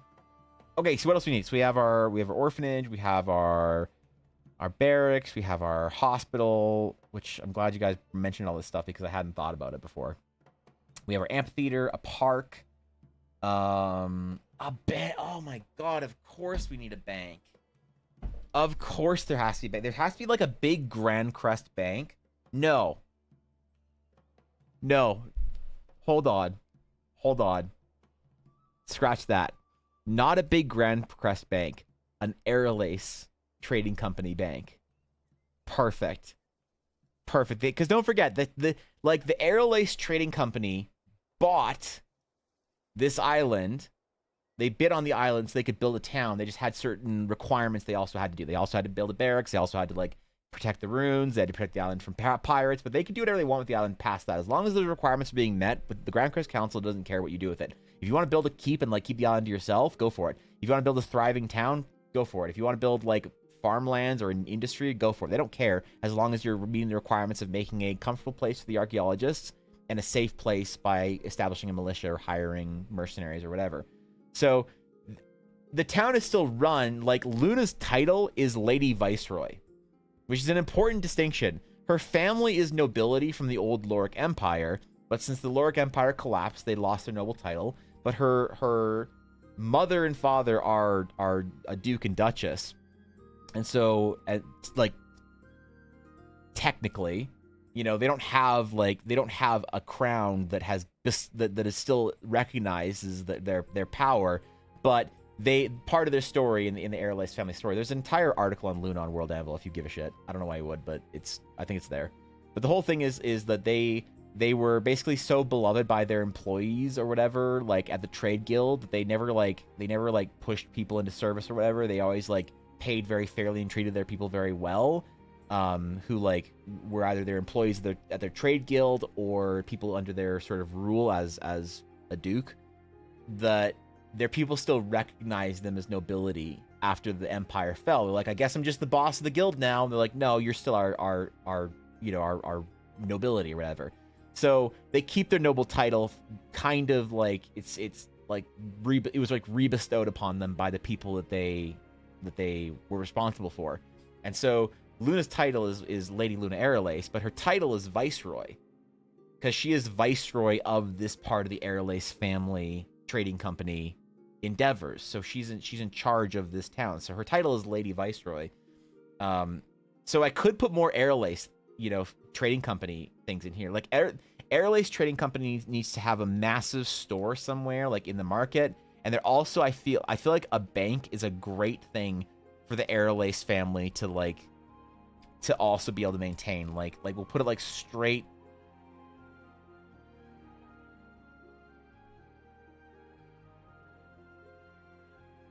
We'll put it straight in the center. Like we'll do like a small shop, like series of shops or buildings or whatever. And the bank will have this like large grand front steps and whatnot and statues of like dragons or some shit. I mean, we need cool bank vibes. I don't know. This is world. We're getting into the weeds in world building. We're trying to figure out how to make a bank cool. A minor quarry to help for construction. Yeah, that'll be further off from the island. Like the mine for the masons is off past our extra little hamlet. So there's one main highway that goes around this large lake to the little hamlet that we have here with a couple people with a couple dozen people living there, or maybe a couple hundred people living there. I don't know. And beyond that, we have our quarry over here. But there is also a large amount of imports for stone from like other islands. Like there'll be an island like way the fuck off of the here that'll be being mined out for both its sky shards and raw materials. So we don't need to have a massive quarry to support the building. They told they're not allowed to mine sky shards. So they can do some basic quarrying for materials, like if they want to mine marble or granite or something like that, but they can't mine the island of its sky shards. They're not allowed to touch the sky shard deposits. So it needs to be like a small, like very small thing for like some kind of like fancy stone or whatever, but it's not the main building material they use. They mine out entire islands for that. So a brewery to make more spirits and other drinks for 3 or 4 in somehow. The brewery is going to be located in our trade district. The trade district, or the industrial trade district, needs to be kind of like cool and kind of like a kind of fish market-y, kind of seedy, kind of industrial-y, kind of Granville Island-y. It's a place in Vancouver. Nobody gets that reference. Why did I say that out loud? I was just thinking to myself. But either way, yeah, that's where the brewery is. And they think really highly of themselves. They're very pretentious there, you know, as all craft breweries are in Canada. I'm bringing that culture into Horizon, so... the Wall Street-esque building right in the middle of the street. Yeah, that's why I thought, like, where are we going to put this? Right in the middle of the street. Why not? Who cares? Herbalist building, do research on the plants of the island or scientists in general. Cartography shop. New land use, new map. Yeah, small shops like that will exist in the market district. So cartographers, you know, herbalists, things like that. I'm thinking of big things the town needs, like like establishments, like the bank, institutions like the school, the archaeological guild, the adventurers guild. What else do we need? We have food market. We have everything else market. We have banks. We have a sort of a mage quarter.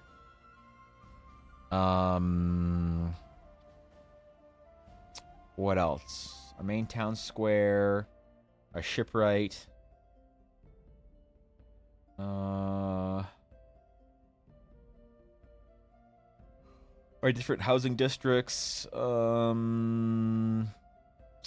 What do DMs need? Okay, hold on. What do DMs need for this now? If I'm DM and I have a new city, I want to be able to send the players some places for information. I want to be able to send them to established places for information, like our archaeological guild. I want to be able to send them to shady places for under the counter info, things like that.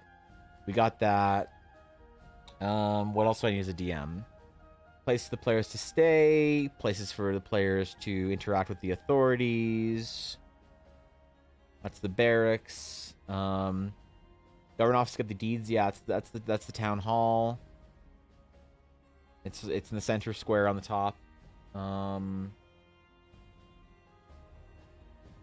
do we need from a gameplay perspective as well? We have our place to learn about the history. Places of leisure. Yeah, we have the park. We have... The thing we don't have is like some sort of sporting... Actually, we do. Whatever sporting arena there will be floating. Like somewhere off, there will be some sort of sporting arena that'll be like floating. It'll be maybe like a flying track or whatever. That'll have like stands like floating or whatever. You know? Or some shit like this. And like maybe like a central like island floating chunk or whatever. Maybe they'll do some sort of racing along this track or whatever. It'd be kind of cool. But that I want it to be an event if the players go to an event there, which I might integrate that into one of the quests. Is they have to go to this like sporting event or whatever, and they have to take one of the like ferry ships to the arena. But it's gonna be floating or flying like somewhere off the edge of Horizon. Pig Ranch, yeah, we got that. Oh, excuse me. What other places of leisure? Like a bathhouse? Bathhouse. Does the bathhouse need to be specifically referenced, or can be the bathhouse just be a place in the market? What do you think? Is it like a building that needs to have like a specific location on the map labeled? Is it like a more important enough building, I wonder? taking place in arena competition is always good. Yeah, I think for the first like, okay, spoiling the first like hour or two of the adventure, when you get to Horizon, Luna's gonna say, hey, you need to kill some, like, you're gonna meet Luna, and she's gonna say, you need to kill a couple of days here. I've got a quest for you, and I'm not gonna spoil that. It's the main story quest here, but I've got a thing for you to do, and I need you to go do it, but I need you to wait a couple of days because it needs to be kind of off the books secret. So you need to hang around town for a little while and make it look like you're here for a reason. Because like there's supposedly some force keeping eyes on, or keeping tabs on new adventurers, and a group of competent adventurers like yourselves wouldn't be unnoticed. If you were come to Horizon and then just not do anything, people would start asking questions. So that's why she suggests you take one of the 3 sort of offered side quests that are in the inn, one of the 3 main ones. One is to go into the jungle and kill something. It's a basic Monster Hunter quest. The other is to go across to travel to the hamlet and deal with some of the eldritch monstrosities coming out of the depths. Because when you raise an island out of the abyss, it brings with it lots of eldritch stuff hiding in little pockets. So the hamlet was trying to drill a well or something, and they were like, oh, we just drilled into this giant pocket of eldritch monstrosities. We sealed that shit up, and we need someone to go down there and clear them all out. Or the third one is staying in town if players like the more urban style quest, which is investigating the Under Harbor crime. I want there to be other things there if a play group or a DM is particularly like, yeah, your side quests are cool, but I want to do, if we're supposed to hang around, we can do other stuff. I want players to feel like they can. If they want to, like, well, we'll find something to do around town that makes us look like we were here. Like maybe we'll do some bartering, buying and selling, or something like that, or like we're searching for relics. We just whatever. Players can do with that if they want. They can explore the town and whatnot. Maybe there could be an event on like a race or something like that. If the players want to go to, they can somehow do something interactive there with the race venue. I like that. You need to kill your 10 rats in the tavern basement. That is, so there are side quests available like that, but I said that when I described this to the players most recently, I said that there were all sorts of quests that were designed for very like novice, brand new adventurers. Although you're level 1, you guys are still a more experienced adventure group. So, like, more experienced than the level 0 adventures, basically. So there are, like, deliver the barrels to this part of town. Kill the rats in the basement. Clear the sewer of the slime that has a bad sense of humor. Whatever. Those quests exist, but they're for the level 0 adventures. The premium adventures, there's, like, 3 quests available. It's those 3 quests. So, I guess if they want to take derpy side quests, I could say, like, in the adventure, like, if you want to give your players like small, if the players are prefer to take small side quests they could accomplish on their own, maybe killing rats in the basement, delivering things, whatever, and I just have like a list of like possible side quests that are available. That's a good idea so that people have other options. How do people look down on the players helping show their growth? Yeah. Yeah, the arena. Okay, I get it. Yeah, I like that. I feel like it could depend on either way. If the adventures they have here are particularly gruesome and prone to getting players dirty, it makes it best to have a separate building for ease of location. Otherwise, I think it can stay in the market. Yeah, okay, all right. Like, we could do a big bathhouse. Like, all right, fair enough. I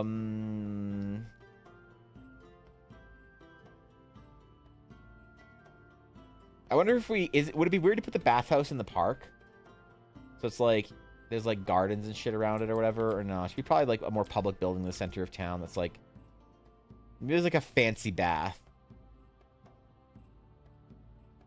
out here. But like as just a general bathhouse, we should probably occupy a large amount of space here for some sort of large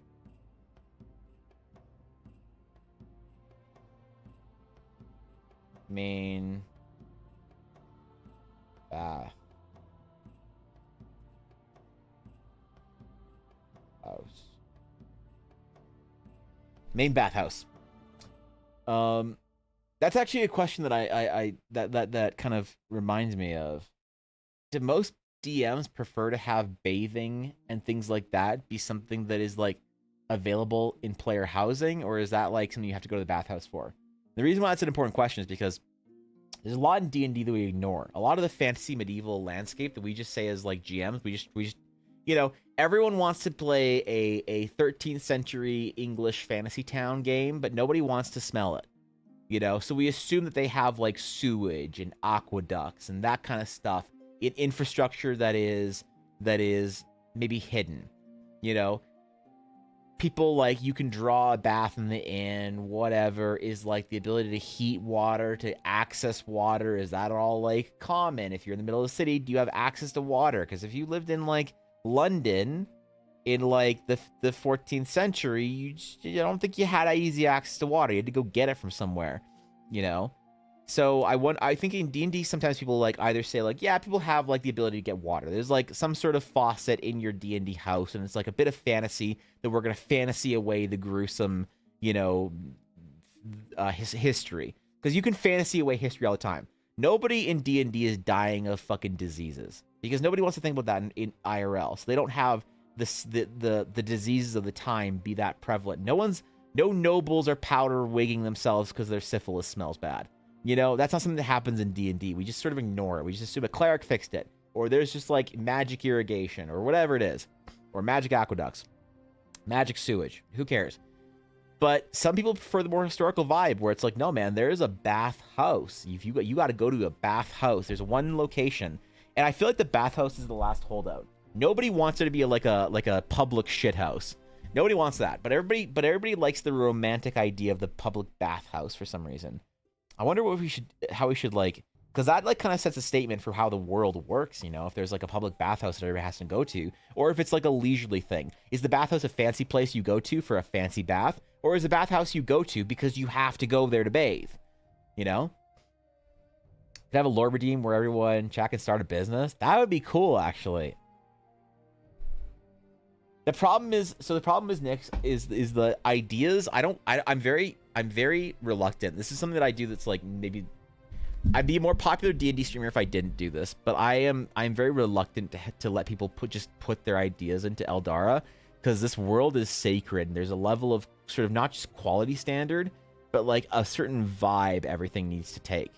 And so you can have people have this great idea. I want to be this like dwarven pink-haired, you know, cotton candy merchant, and I want to make my shop look like a rainbow, and there's unicorn statues up front. It's like, that's great in your fantasy, but it doesn't fit in mine. So like the problem is I can't just like have a redeem or something like that, because this comes down to like do I let people make NPCs in my world for like certain contributions or like Kickstarter or whatever. And I worry about it, because I'd be willing to do something where I'll work with someone to build something like that if they want to have a little presence in the world. But depending on how dumb their idea is, I worry that some people would have very little of their like implied idea make it to the finale. So I worry about doing things like having it for channel points. And someone's like, I spent 100,000 channel points and all I got was like a dwarven candy maker. I wanted to be a pink-haired unicorn rainbow dwarven cotton candy maker, and all you made was like me, an elderly, you know, kindly old hard candy maker. Like, fuck this shit. I worry about people being disappointed by it, you know, if I had to change it a lot to fit within the world. A place of mystery.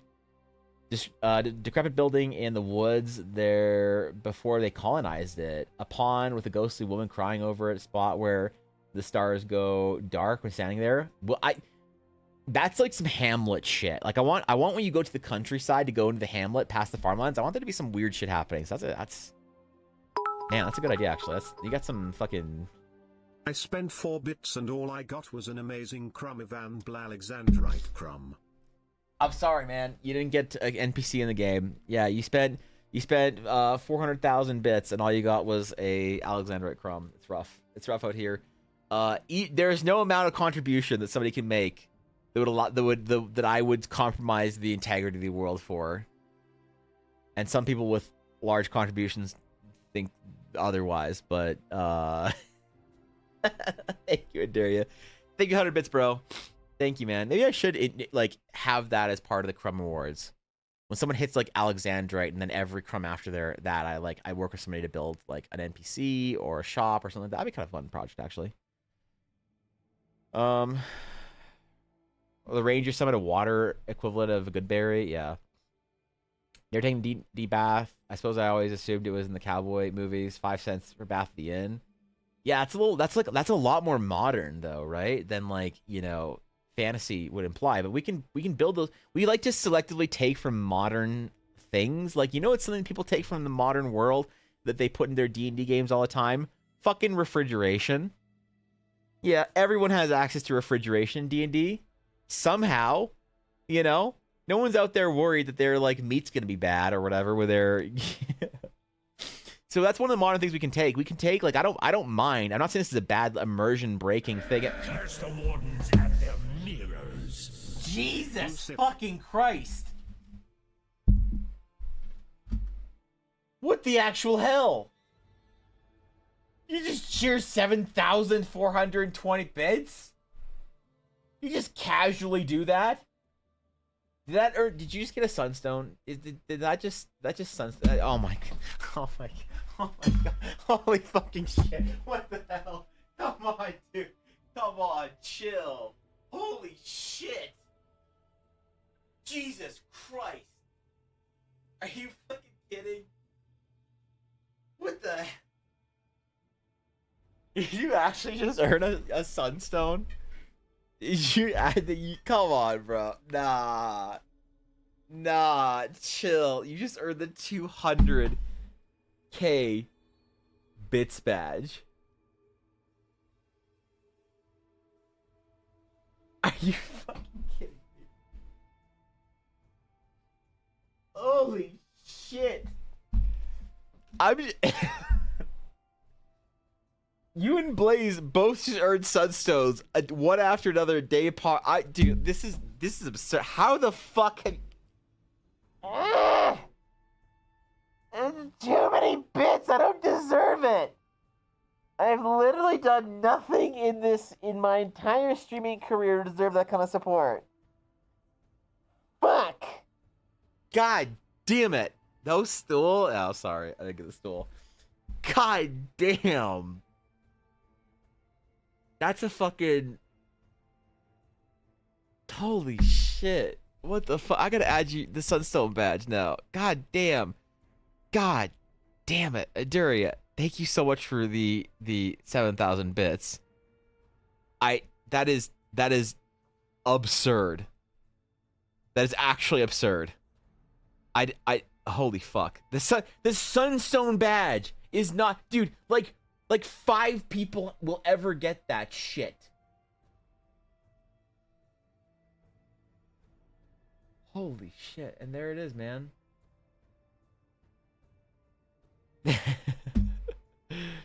There it is. The newest Sunstone Crumb holder. What the fuck? Wait until he realizes I didn't even TTS with it, chat. You Rusipped. I heard Rusip. It's chill. God damn, bro. Fuck. Thank you, Aduria, for somehow, for some reason, earning your Sunstone Crumb. Now you can flex on regular Crumb users with your high microtransaction Sunstone Crumb. So everyone out of support for Aduria's Sunstone Crumb, everyone posts their own Sunstone Crumb in chat if you wouldn't mind, just real quick. Yeah, just everybody who has a Sunstone Crumb, just... Okay, all right. Oh shit, wait, Cole was here. Never mind. Oh fuck. Okay, never mind. All right, fuck. Shit, I thought I was being funny. I didn't realize Cobalt was here. Goddamn. Okay, never mind. I'm not funny. I'm sorry. Okay. Damn it. Thank you, Aduria, for hitting a milestone that I don't. A milestone of support that I just don't understand why anyone has ever hit for my channel. I have never done anything of enough value to any individual to merit the support that you just showed me. And although unworthy, I will work, and I can promise you that I'll work and endeavor to become worthy. And hey, listen, I am actually sending. I have all your rewards prepared except for your Alexandrite stuff. So now I need to do Sunstone. But in good news for also Cobalt, Ella has finished the Sunstone Crumb. She finally figured it out. It looks beautiful. So she has the Sunstone Crumb chonk now finished. So now I need to send one more thing with that. Okay, okay. No, I need to focus. Thank you, Aduria. Thank you for the 7,420 bits. Fuck. Okay. I missed chat. I'm sorry. A bowl of colding? Yes. God damn it. Okay, no. My hand is shaky. Fuck. No, I'm good. I'm a real streamer. I can get through this. Okay. I also think a lot of people enjoy small rewards in games, being able to RP, having a fancy bath, while getting a massage, or having your armor polished. Basically the same way your group always RPs. Yeah, fuck. Really good food and stuff. Small buildings like that may help the RP reward aspect. I agree. That's a good point, Eiley. Yeah. Aaron is very politely talking about intellectual property rights. It's not about that because if someone wants to introduce something into the world, like for like an official Kickstarter, there has to be like a process of it. But little dumb ideas are not like, that's not a problem with IP. Like you make a list and they pick from it. Oh, okay, I feel that. An MLM shop selling crystals, claiming they are going to heal you and stuff. That is a great idea, actually. Other IP makers I've done that with were more of a F you, my world, I do what I want. I will rewrite your idea as you redeem it. I just don't want anyone to feel like their idea is bad. It just doesn't fit into Eldar, you know? I had a question. The World Anvil article access will be which Patreon tier? All of them. Yeah, no. Everything I do digitally will just be available to everyone on Patreon by long. Every single person on Patreon is going to get it or access to it for the digital stuff. The only difference in tiers will be physical rewards. Like if you want to buy, for instance, fuck, damn it, Aduria. I'm having so much difficulty focusing right now.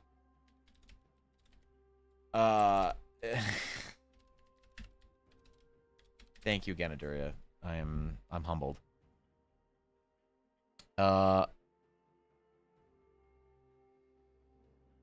Yeah, so sorry. So everything I still make my Patreon posts or whatever and outline the changes. Not really changes everything. It's just getting the only thing that's going away is the polling. I'm not gonna do polling anymore. I'm just gonna develop stuff for the world that I need. I might do polls once in a while, but it won't be a monthly thing. So that's gonna be at the base tier. At everything beyond that, like the sketch cards and the print tier. This is 25 US, by the way. This is in Canadian prices, so don't freak out. This is not. Yeah, this is Canadian. Everything will be why is Pepega sold out? What the fuck? Did somebody else Pepega? Who the fuck Pepega? Okay. Anyway, all of these are just for physical stuff. So, you know, the 25 plus the $40 US tier is the $65 US tier.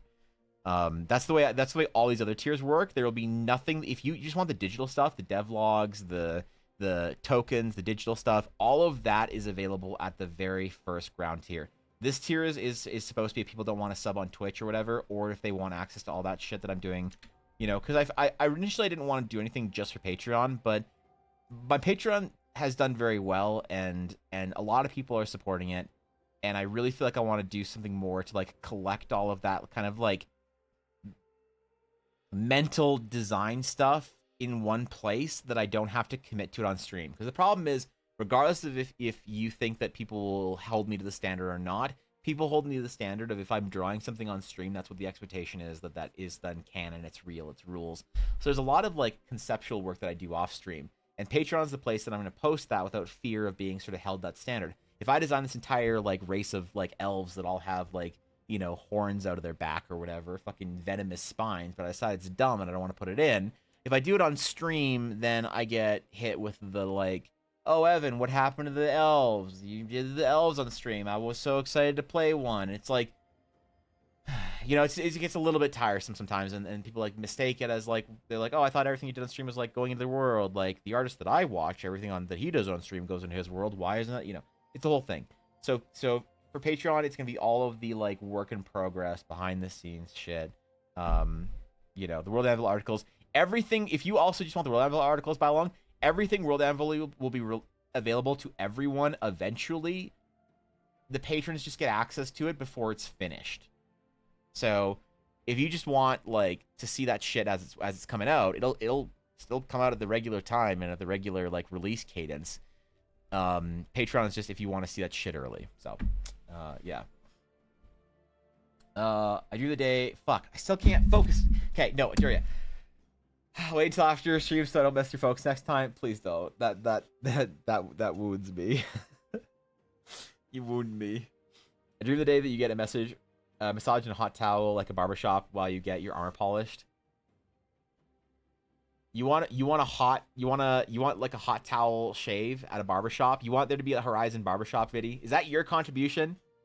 Viddy, if I added barbershop to Horizon, it's going to be your fault. All right. Describe to me. Tell me what you expect in this barbershop. Are we talking like we talking like old school gentleman's barbershop, cigars and dark wood and discussions of fiduciary responsibilities and current affairs? Or are we talking like, this is like, we got to figure this out now. I need to figure out how much to charge my players for this in game. Is this like a silver shave, or is this like a gold shave? Because don't forget, I value currency in my world a lot more than other GMs do in their worlds. So if you have if you tip a gold, that's a big deal. The average peasant person just getting by doing whatever makes like a couple of gold a month. Like if you're making 5 gold a month, you're living pretty okay. Because in the D&D, what is the D&D living expenses? People never use this chart, but I actually think this chart's so on point. Living expenses. All right. Wretched. No price per day. Squalid. 1 silver piece a day. So if you're squalid, you are getting 3 gold a month. That's your incomes. 3 gold a month. Poor is like 6 gold a month. So yeah, like, a lot of people in the fantasy world are poor. And if you're tipping like the local stable boy, a gold, that's like 1/6 of his income for the entire month. Modest, now we're talking. Okay, now we're talking about 30 gold a month. 30 gold a month. That's pretty good. You can buy some food. You live somewhere nice. Modest is like the majority of people you interact with that have shops. The modest I consider to be a shop owner, a small innkeeper, things like that.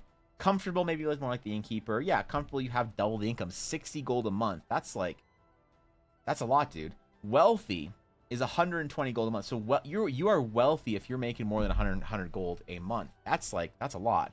And then an aristocrat is like, yeah, 300, like hundreds of gold a month. But I really think about a lot of people in the D&D fantasy world live in this range. The squalid and poor. Like a lot of the shop owners and innkeepers and people that you interact with as a player, as an adventurer, will probably be in the modest comfortable. So that's still a lot. If you like tip a gold at the local tavern, and there's also ranges in between this. Like not every person, like a modest lifestyle is like around a gold a day. Some people may only get 20 gold a month and live in between that modest and poor sort of range, or they live comfortably for a poor person at like 10 gold a month instead of 6 or whatever. Yeah, but like, wait, wretched? You live in inhumane conditions with no place to call your home. You shelter wherever you can, sneaking to barns, huddling in old crates, and relying on the good grace of people better off than you. A wretched lifestyle presents abundant dangers. Violence, disease, and hunger follow you wherever you go. Other wretched people covet your armor, weapons, and adventuring gear which represent a fortune by their standards. You're beneath the notice of most people. This is streaming in the D&D category. Right the fuck here. This holy shit. So wait, am I a wretched streamer? Should I start calling my friends squalid? They're bigger than me, squalid streamers? Holy shit, this could get so toxic so fast. Remind me next time I'm in Ashley's chat to be toxic. It's like 5 silver pieces for the basic service, which includes scented hot towel, service, and shave. Yeah. So it'd be like a splurge for a poor person, and like, a calculated luxury for a modest or comfortable person, Yeah, all right. I ain't run no squalid establishment. I'm here for the wealthy aristocratic gossip. Okay, yeah, fine. Generally positive vibe for Horizon. Even the underworld types in Under Harbor will rob you with a smile on their face. No, that's the whole thing about Under Harbor, is that Under Harbor doesn't have a lot of crime, like muggings and robberies and shit like that. But it started to recently, and that's got the attention of the militia and Lady Luna. So she's the one that gives you the quest for go to the Under Harbor, deal with it, figure it out. Okay, I need to go take quick AFK to get new water, because mine is warm and evaporating. There's literally no more ice in this hydro flask. I'm disappointed and parched. So I'm gonna go refill that. I'll be right back in like 2 minutes, and then we'll talk maybe about Horizon. Maybe we'll start talking about the Astral Sage class, and we'll work on like Scarlet or something. I don't know, man. I didn't have plans today. I like literally just planned for my stream on Wednesday, and then I had nothing to do today. That I was like, I don't have plans. I don't know what we're gonna do because everything was on Wednesday, and then Friday we're just doing the usual shit. So I'll be right back.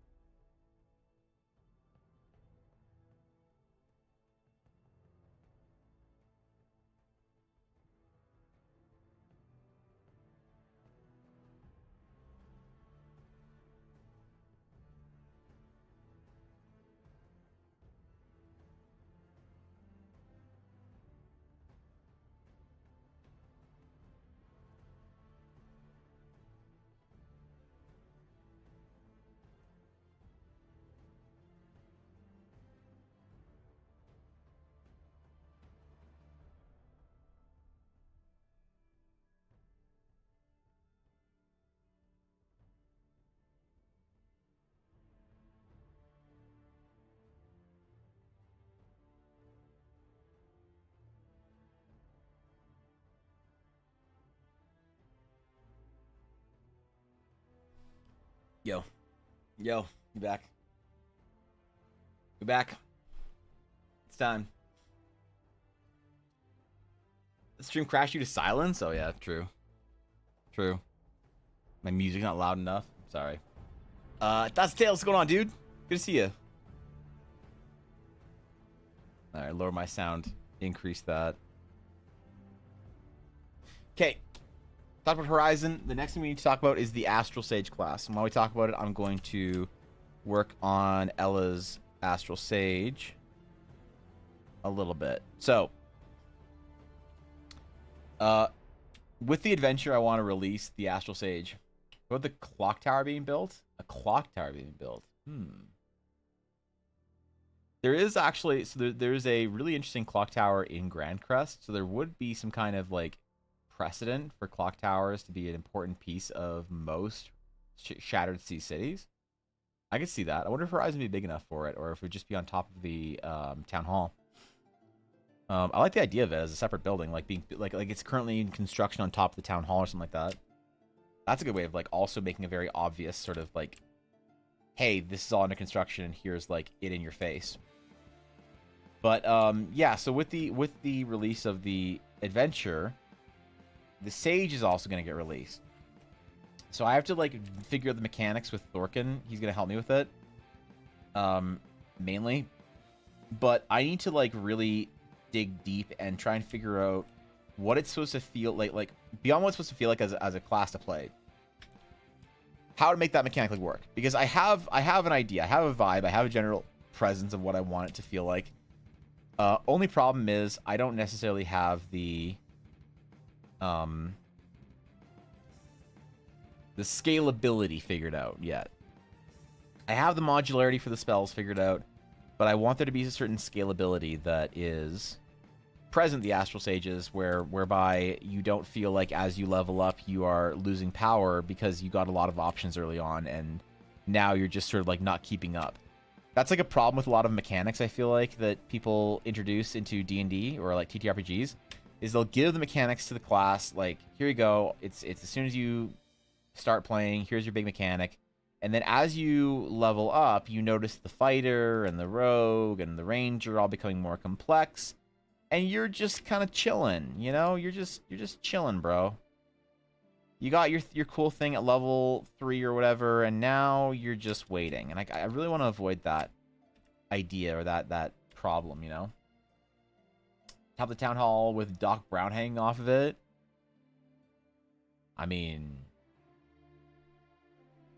I know I'm old, but I don't know if I'm Back to the Future reference old. Yeah, we could. I mean, that's fine. I want to include little Easter eggs and shit. I'm down.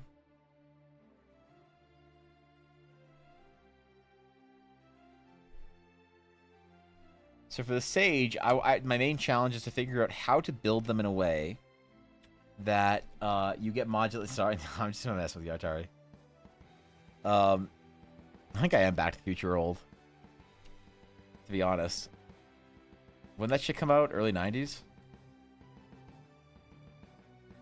I want the Sage to feel like you have options in your spell casting. Like there is that modularity where you can choose to like make your cantrip a shielding spell, a damaging spell, or a healing spell. And they need to be very little because D&D does not like cantrip healing.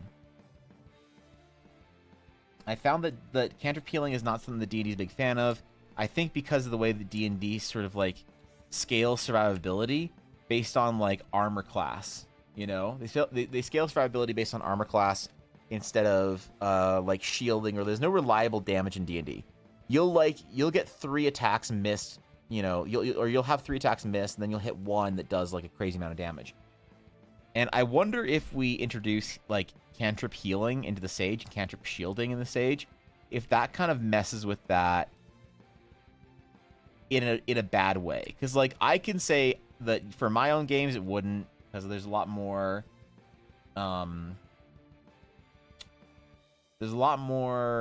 damage that goes around in my games. And so cantrip healing wouldn't be that bad. But problem is, it's not just for my game. This is for everybody's games. This is for the whole adventure. And so I have to try and like sort of figure out if that's because I want there to be a combined caster. They need to be a healer crossed with a damaging. And you're supposed to be able to specialize. I haven't figured out how specializations work yet, but I want healers to be able to do decent damage and damage dealers to be able to heal a little bit. And if you specialize in one or the other, you can still do the other. It's just you're not, you know, super proficient. So maybe like the cantrip. Wait, how would that work? That'd be really bad. If you could do cantrip healing or cantrip shield or cantrip DPS.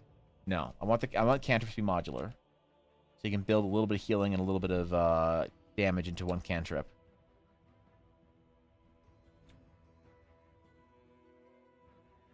But that's hard, man. Fuck. That's really hard, actually.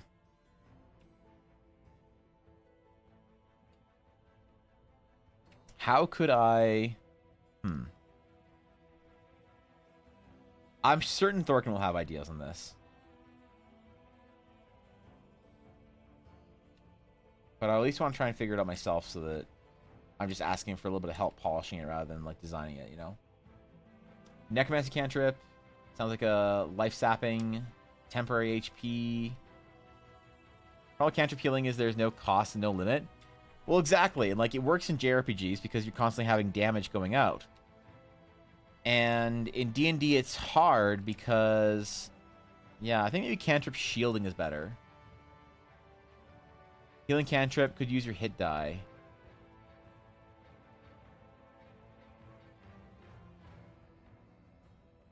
That's interesting, actually.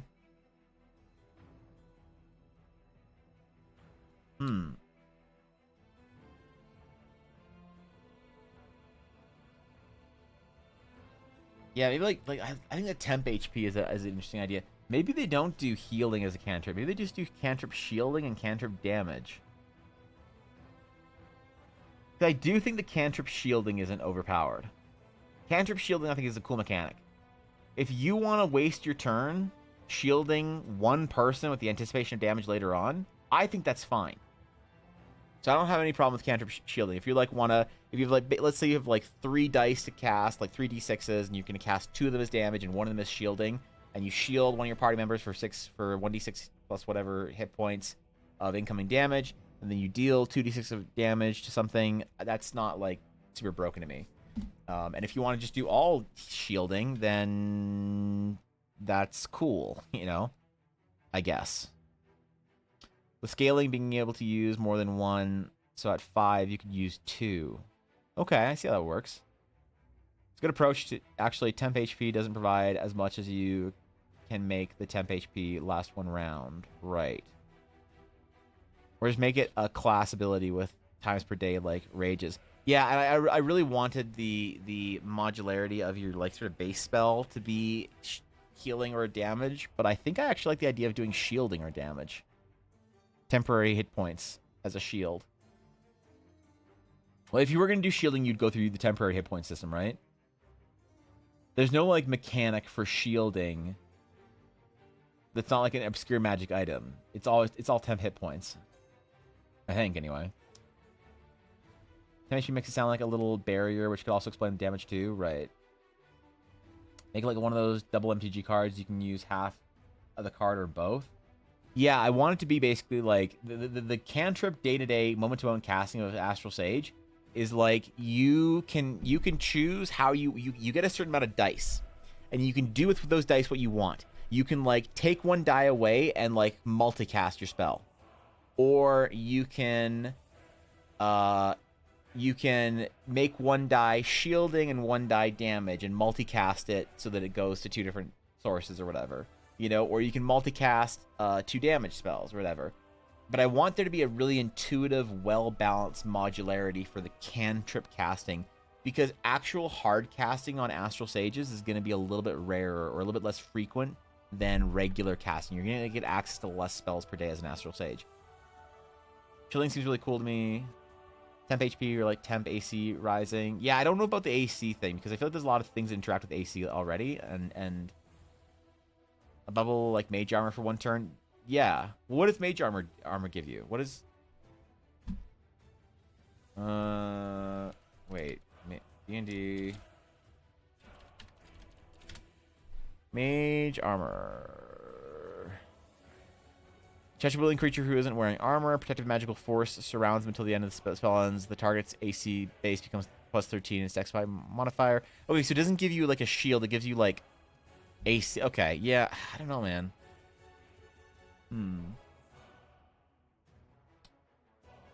More is divided into or dived into it sounds way more like a class ability rather than a cantrip or spell.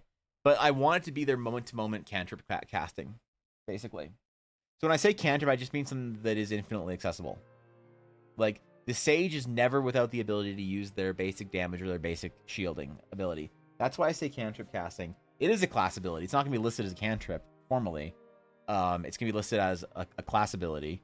But it basically has to be balanced like a wizard's cantrips would be. As far as, that's why I say cantrip, because people get confused. Is what I mean when I'm like, oh, it's a class ability. Well, Evan, this sounds really cool. How much can you use it? Infinite. You know? Plus 3 AC for 8 hours. Right. The shield would have to be something that's like until the end of combat, I think. Or a certain amount of rounds. I just don't know if I want to make people track rounds for a shield. Like, the spell would read something like, you cast the shield on a friendly creature, and it will absorb the next 1d6 of incoming damage. Or whatever. Per die that you roll. So you could, like, cast a big shield on somebody who's about to die or something like that. And really save them. And it could last for, like, how long should it last for? 10 turns? Is that too long? 5 turns? 2 turns? 1 turn? Not until the end of your next turn. I don't like that. I like the idea of you being able to bubble your party. So... How do we word that? With rage is until you aren't attacking or defending, so it could be similar. Oh, okay, I like that. Yeah, until okay, yeah. Actually, never mind. But is that OP? Because then you could just stack infinite shields. Okay, no. It needs to be timed. I think. Yeah. I don't want to do until the end of your next turn because that. I mean, is that cool? Actually, maybe it is cool because the decision making you'd have to go through for until the end of your next turn, you get to shield your ally. You only really get to have one shield out, or if you multicast it. Like, imagine a high-level Astral Sage can multicast a shield on the entire party until the end of the next turn. If all of you stop to heal or run away, right. Temper HP until the end of combat. For some reason, I don't like using the temp HP mechanic. Why don't I like using the temp HP mechanic? Besides, people just don't know how it works. I feel like if you make a more complicated rule, like it just gives you a random die of like a random number of shielding for you, that's easier for people to track than temporary hit points. People don't know how to use temporary hit points. Well, at least a lot of my players I play with don't. Concentration? No, because I'd want you to be able to shield a friend and then go.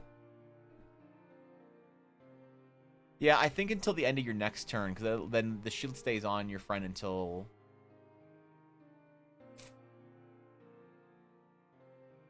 I don't know. I think it's just that temporary hit point doesn't get utilized as much, and it's kind of a B tier or B set of rules.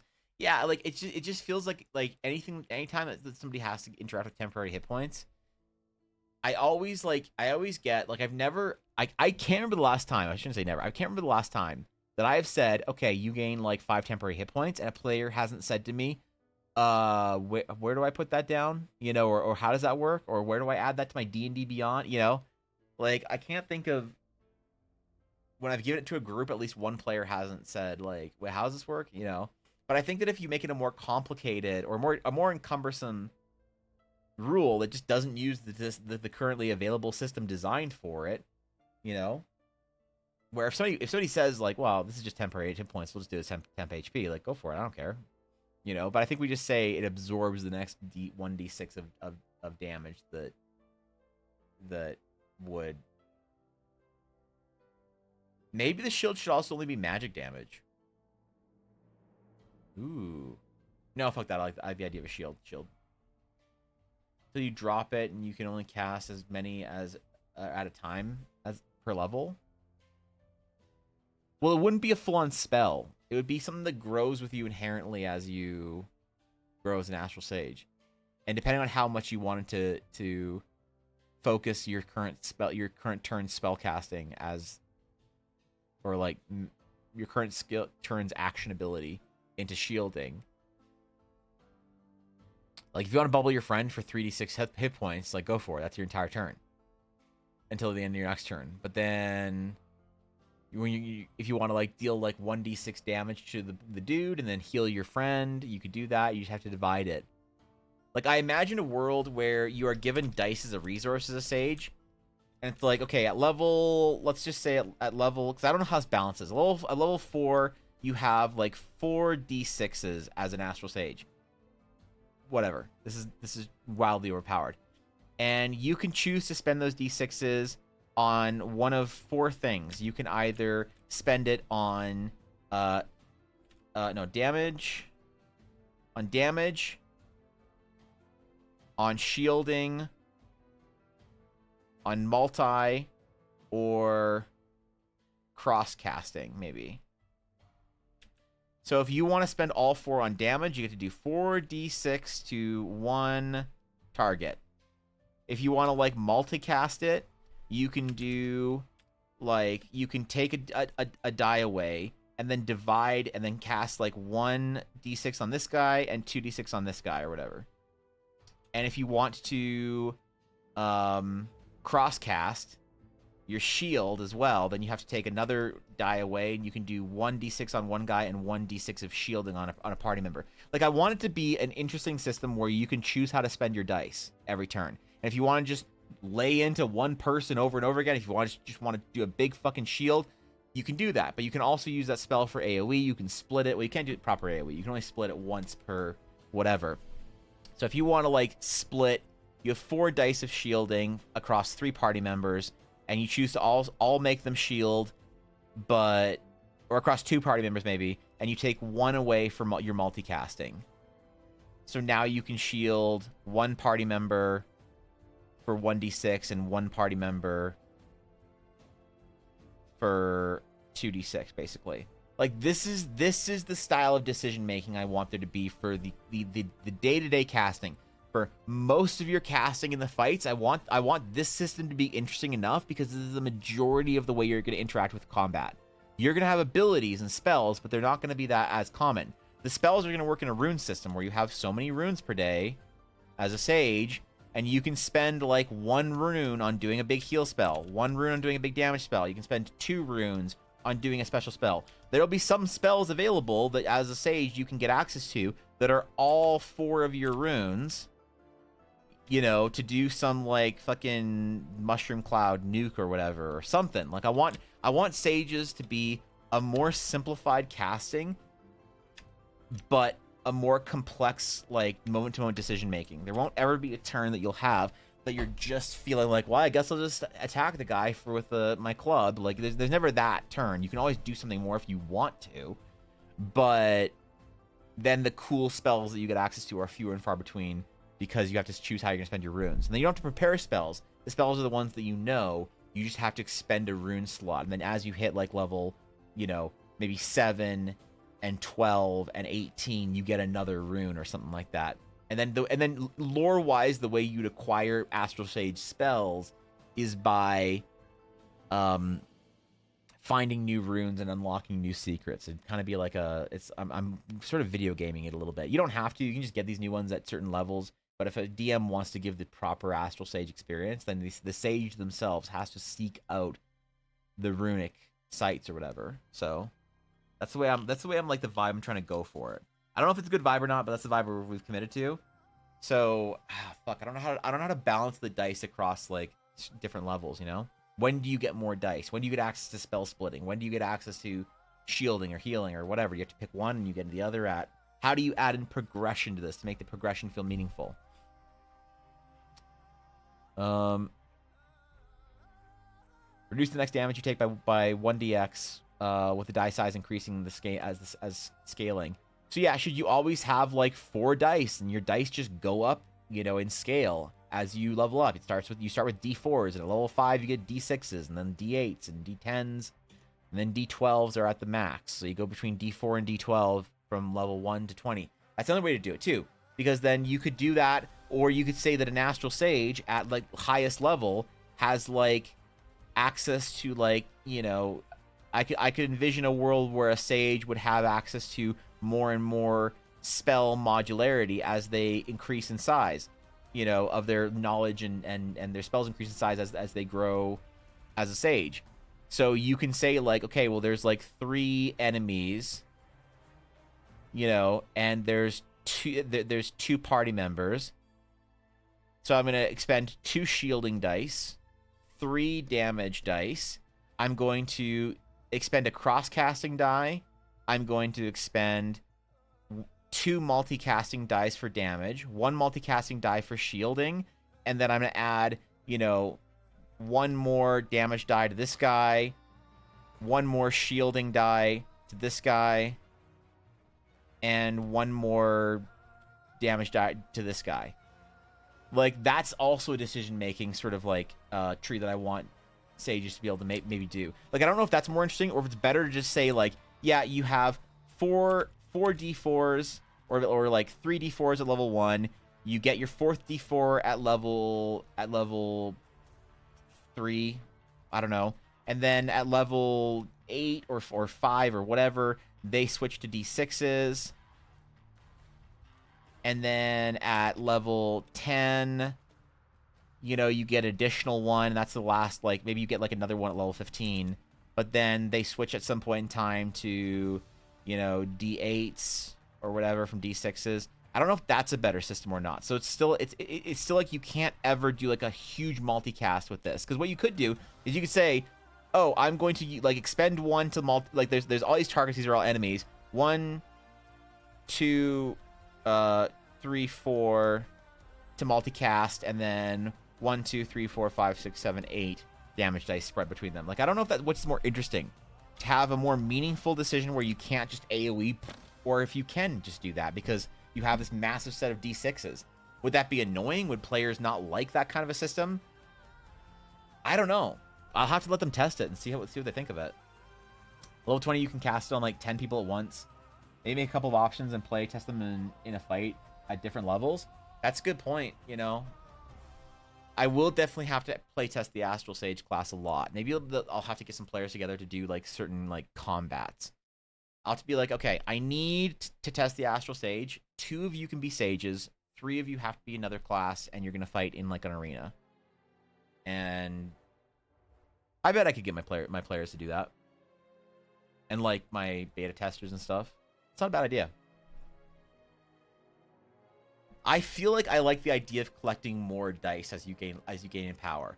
They stay as D6s, but you just get more. You get access to more dice. Because then the problem is, it's like, okay, so the question is, what is the maximum damage of, like, what is a good cantrip? Like,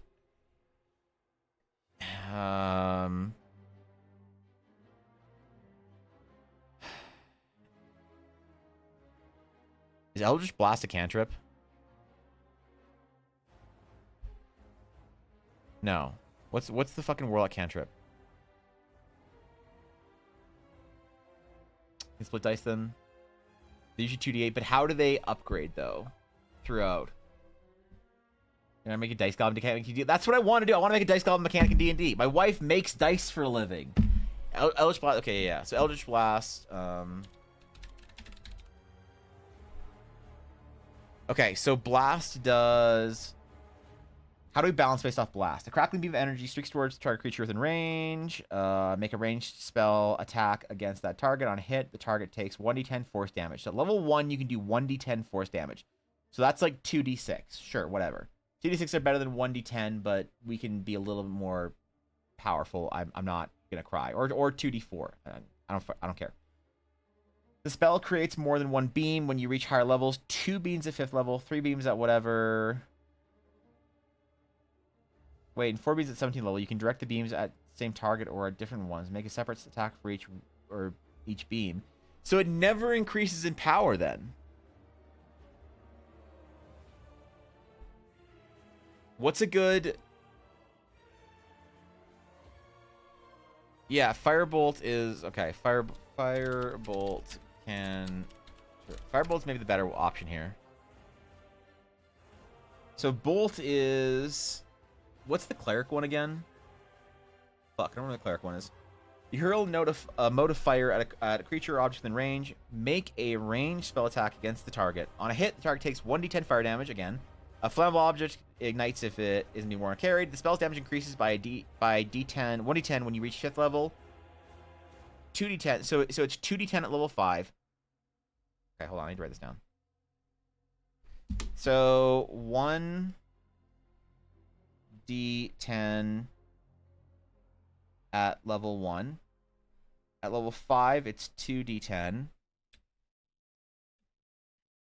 11th level is 3d10.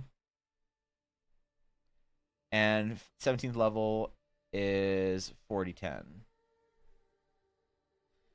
Okay. Sacred Flame, yeah. Right. So Sacred Flame is balanced lower, right?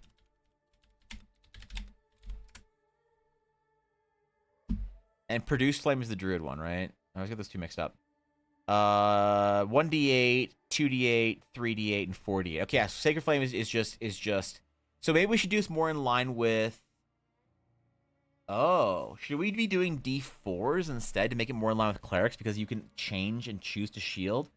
How much would you guys value the ability to change the dice to shielding? Would you downgrade it from a d6 to a d4? So it would do 2d4 at level 1, 4d4 at level 5, 6d4, or is the d6s? Because the dice... Oh, God.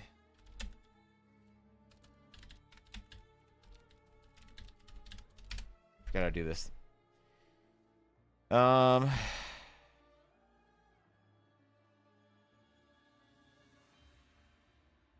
What is the calculation? Like you add the lowest to the highest or some shit. Our damage potential.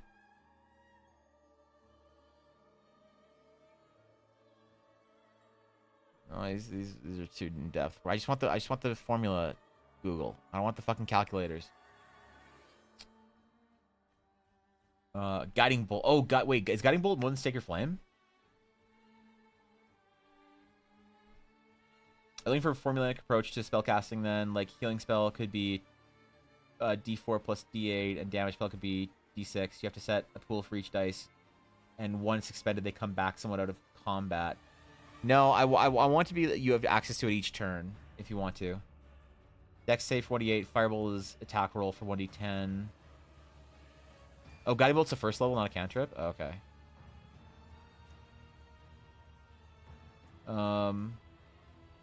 That would be play tested, in my opinion. The difference margins are too small unless you're rolling a lot of d4s and d6s. Part of me doesn't want to do a d4. Okay, so a d4, right. So d4 is 2.5 damage per, and a d6 is 3.5 damage for. So the d10, the average is 5.5. So d10, this is average 5.5. And then 2d10, the average is 11. Then 16.5. And then 22? Yeah, 22. Am I doing that right? I might be doing this wrong. I have streamer brain right now. So I think these are the averages. So then if we were to do 2d6. Wait, those are d4s. Oh, no, never mind. No, those are d10s. So if we're doing d6s, or d4s, the average would be 5. For 2d4, the average would be 5, 10, 15, 20. So we could do it for d4s, because d6s would be a little bit higher. d6 might be too high. Wait, why is this all of a sudden?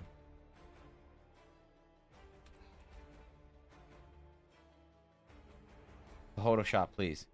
So then 2d6, the averages would be a little bit higher because they would be 3.5, so it'd be 7 damage per, right?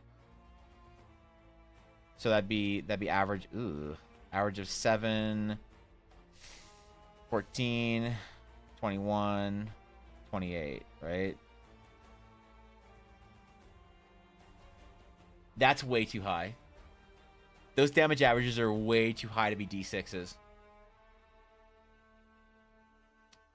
Unless we did odd numbers as well. Because if you take away, like, if you work to be, so this is, wait, what? This 2, 4, 6, 8. If you worked to get to 6, so at 17th level you have 60, 10, or 66. Then you have a damage average of 21. And then you just need to balance between 7 and 21, right? I don't mind if at level 1, the Astral Sage is overpowered. Not a big concern of mine, right? Their progression can be different. So we could still stay, okay, you might disagree with this, but the reason I want to stay with D6s is because they're far nicer to collect and roll as a group than D4s. I'd rather roll a couple less D6s. I'd rather roll two less D6s than 2 more D4s, if that makes sense. What's up, Norius? What are we doing? We're figuring out the mechanics for how Astral Sage casting is going to work. 28 at 17th level. Yeah, that's a lot. 28 goes pretty quick at 17th level. But for... Okay, so keep in mind the balance, though. If this is a cantrip, is it okay to balance the cantrip casting higher, like the class feature casting higher, if they don't have access to as many spells per day? You know, the shard D4s would be fun to collect. Yeah, Ella's D4s are shards that are, I think that's what they call them, is shards.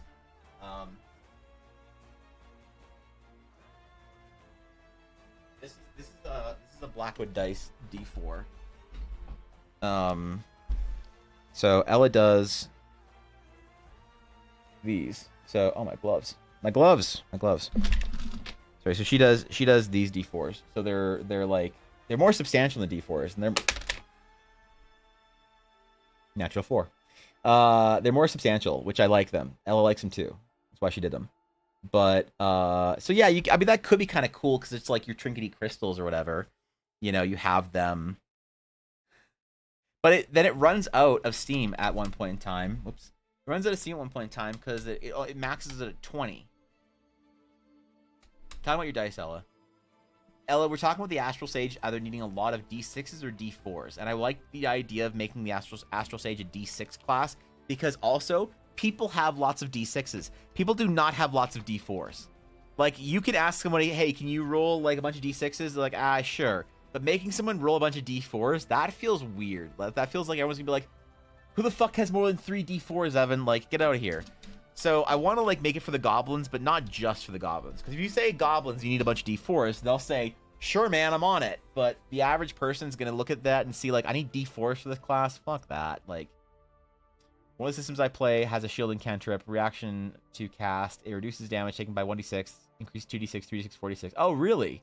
That's really powerful as a reaction, though. I like that. But it's the next damage taken, basically, right? Homebrew subclass? No, homebrew class. We're just the Astral Sage is a whole new class. Can mark the mistake. I mean, the marketing as Sage Crystals would be fucking sick. Like, Vix, you are right, and I think that like, can you make a crystal D6? Like, can you make like a what would it look like? No. How do you draw 6-sided objects? What? 1, 2, 3, 4, 5, 6. There we go. There we go. And it'd be like a crystal or whatever that would come to points.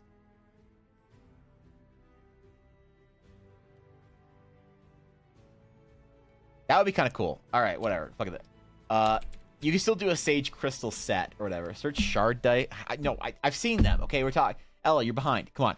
Come on. Got to get on board with this shit where we are right now. Put a lot of cash to pick up a bunch of magic missile sets. Okay. I still feel like I get it. You guys are saying that you wouldn't be bad. You wouldn't hate it. I'm still trying to think of non-power users. The average gamer has far more access to D6s than D4s, I think. That's fair to say that they have access to D6s than D4s. So don't forget that this cantrip casting at for D6s at level, I mean, if we made it go to 7 D6s at some point in time, so 7 D6 would be what? How much is it per 3 point? Is it 3.5? Yeah, so this is 24.5. So we could balance it a little bit higher than your D10 casting, so that by level 17 you had access to 7 D6, which is like a weird number, but I don't care. The progression of that is 1, 5, 11, 17. For these dice, you'd have to be getting one more die more consistently.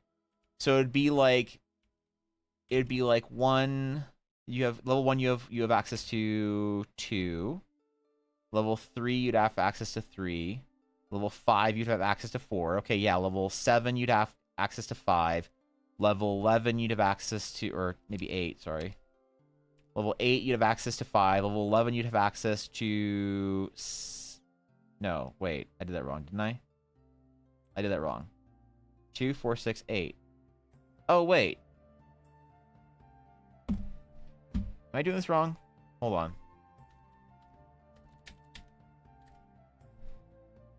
Okay, yes, we can't do 8. So it'd have to be 7. So hold on, scratch this shit. So wait. Sorry, I was thinking of D4s for some reason. So by level 17, you have to have 7. You start at 2, and by level 5, you want to have your, oh fuck, how do we do that? Level 5, you want to have 4. And by level 11, you want to have 5? Where's that? So that's 17.5 at level 11 versus 16.5. Okay, so this works, I think.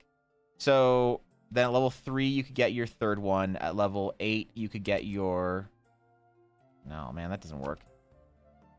Maybe we could off center it a little bit. So like level 4, you get your third. Level 6, you get your whatever. Complicated. Like a slant D6 would be cool. Yeah, like a crystal or some shit. Man with an IQ of 64, I'm offended by the inclusion of so many numbers in this. Yeah, you know, I'm sorry. This is too many numbers for me as an artist. This is like some Thorkin 5-head shit. Someone like snip this and send it to Thorkin and get him to figure it out with no context. Thorkin, please balance and build the Astral Sage class for us while we, yeah. Basically, if the Astral Sage class ends at 7d6, I think that's fine. Well, that's 24.5 versus 22. You know what? No. Because it can be shielding as well. Let's keep it 66. Because you can split it and multi-target, because you can do so much more. Let's keep it at 66. So 66, and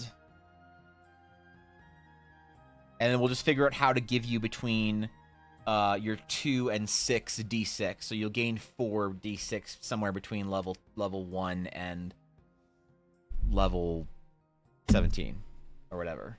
You know, that's like, we'll do that.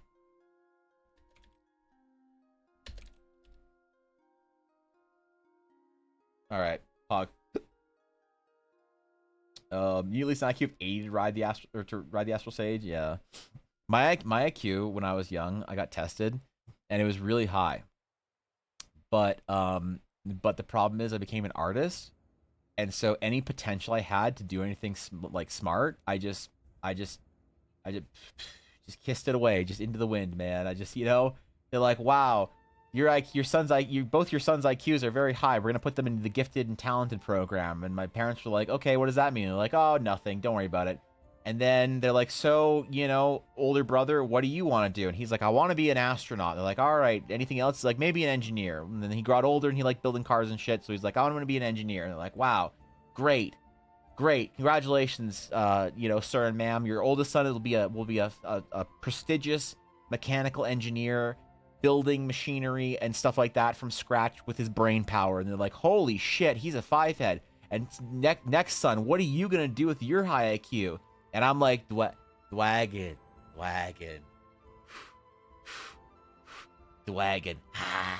fire breath. And they're like, shit, we showed him Lord of the Rings too early. God damn it, we could have had like an engineer and a lawyer in our family. Instead, he watched he read the Lord of the Rings, and it's over.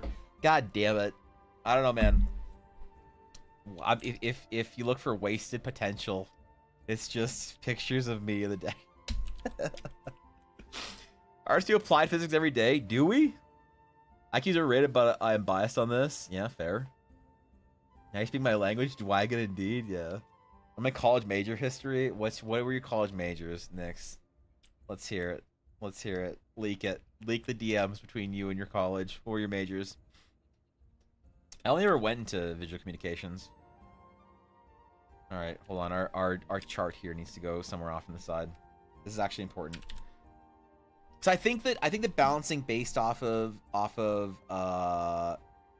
Sacred Flame is better than balancing off of,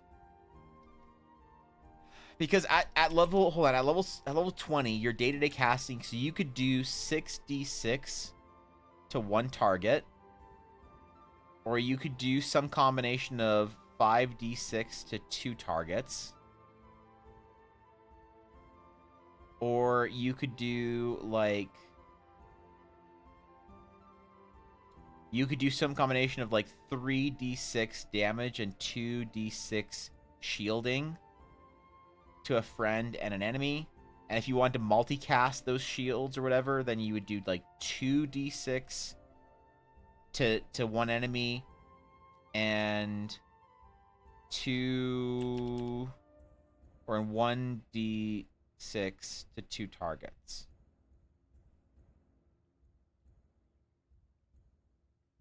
There's no modifiers that we should put on here, I don't think, right?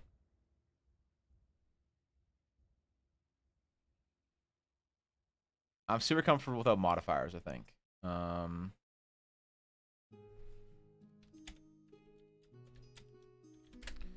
There's no plus that I want to add on here or whatever. I'm comfortable with it just being the straight die roll, like, you know. Recalls today, I could be here. Good meowing, everyone. What's up, Steph? How's it going? Good to see you. We're mathing. We're trying to figure out how the Astral Sage is going to play. Aeronautical engineer, marine biology. You're going to go into aerospace engineering. You were going to be a Lockheed Martin Boeing Andy. You were going to go work on the F-35 program. Holy shit, Nix. I'm impressed. Marine biology, you could have made World of Warcraft expansion then. Biology generalized. Biomedical engineering. Okay, we're back to 5-head. Teaching, art, okay, we had forensic science, okay, we're going back. Forensic toxicology, what the fuck? Did you start university when you were like 14? Jesus. I wasted a lot of money to make anime girls wiggle. But you do it so well, so if that was what it took to revive you at the conclusion. 15K a year scholarship for Aero? That's pretty impressive, dude. That's damn, bro. I have a deep love of aerospace engineering. Like, aerospace engineering and rocketry are like a secret passion of mine that I don't try and talk about because I don't know enough to sound smart. And if you talk about how you like smart people things, but you aren't smart, then you just sound dumb. So I don't talk about it on stream, but I have a deep love for aerospace engineering and rocketry. But who cares? I just make boob windows. So that's all. That's my contribution to society. All right. And then so like basically the Astral Stage be composed of these two systems of the D6 cantripping or cantripping, D6 cantripping, and then rune spellcasting. There's no runic spellcasting system in D&D already, is there? Where you like expend a rune and then, or like a resource. You have like 3 hairs on the top of your like bald casting. You have 3 hairs, and as each hair falls out, you get to cast a new spell per hair. I can't think of any class that does this, but I just want to be sure, man. I don't want to accidentally like develop something and then someone's like, they did that in Unearthed Arcana 2 years ago, you know. Sorcerer points. Well, sorcerer points, you can spend sorcerer points to augment your casting though, right? But you don't have to spend sorcerer points to do your like base cast. Like you can't. You can spend multiple. There's no like single spell that costs all your sorcerer points, or whatever, right?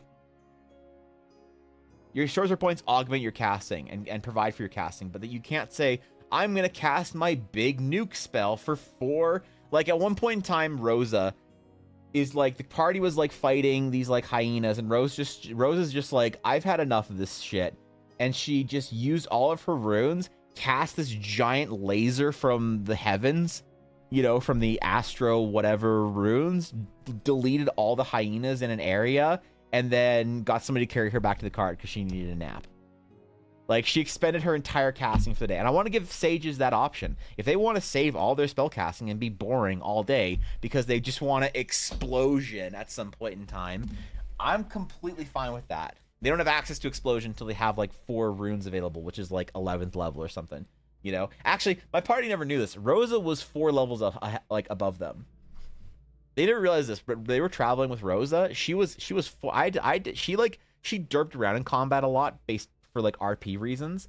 Like, she'd get distracted and like look at something else. She'd be like, oh, this rune, and she'd like start like sketching it. Now she spent her turn doing that. I had her do that because she was too powerful. Because I like put her at the minimum level that I thought astral sages would be cool at, and then the party wanted to use her for the combat all the time, and so I had to like balance her down with like bimbo-ness. The bimboality of the character had to be increased so that the power level of her spells could be decreased to balance it out. Don't sell yourself short. You created a community that fights for your boob windows. That's true. That's true. I fear for the person that comes in here and questions my decisions on boob window, man. That poor guy. Rune Knight, kinda. I don't know how the Rune Knight works, to be honest. Remitting spell slots, but with flavor. Yeah, kind of. Yeah, I guess. Spell points instead of spell slots from previous editions. Spell points. A little bit less complicated, but yeah, I guess in theory, maybe. High amount of D6s. Oh, we're talking about the spells, not just the basic D6 stuff anymore. But yeah, no, you're right. And then I need some other features, because like basically the how to build or framework for homebrew class.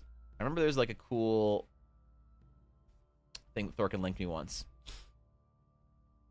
He's like, you need a defensive, a proficiency, a whatever, blah blah blah blah blah.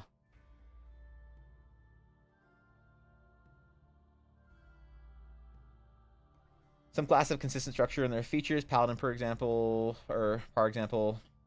3 tenants, 2 channel divinity options, O spell, 7 usually an aura, free space. You can do whatever you want. One a day super mode.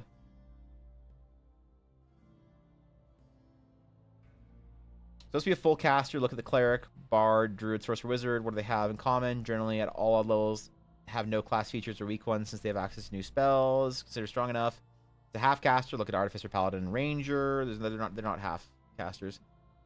There'll be a skeleton when you start filling up the levels. Put the ASI, fourth whatever ability score increase at these levels.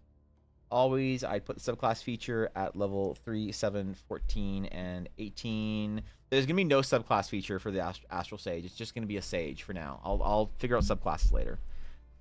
We'll do a redesign of it. 5, 11, 17 are important. Martial classes have spikes in power. I mean, everybody does.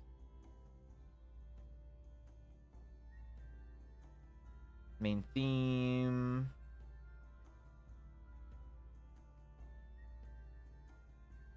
Shit, I remember Thorkin linked me a really good like breakdown of 5e custom class building. It makes runes which have a passive effect, then you can break it to get an instant effect out. Oh, okay, that's cool. Kind of prepare and expend type casting, not perfect but good inspiration for wording. Okay, that's a good point. No, I don't want emails. From gamecows.com. The War Mage, the Blood Hunter. Is the Blood Hunter actually a cool class? I've never played it.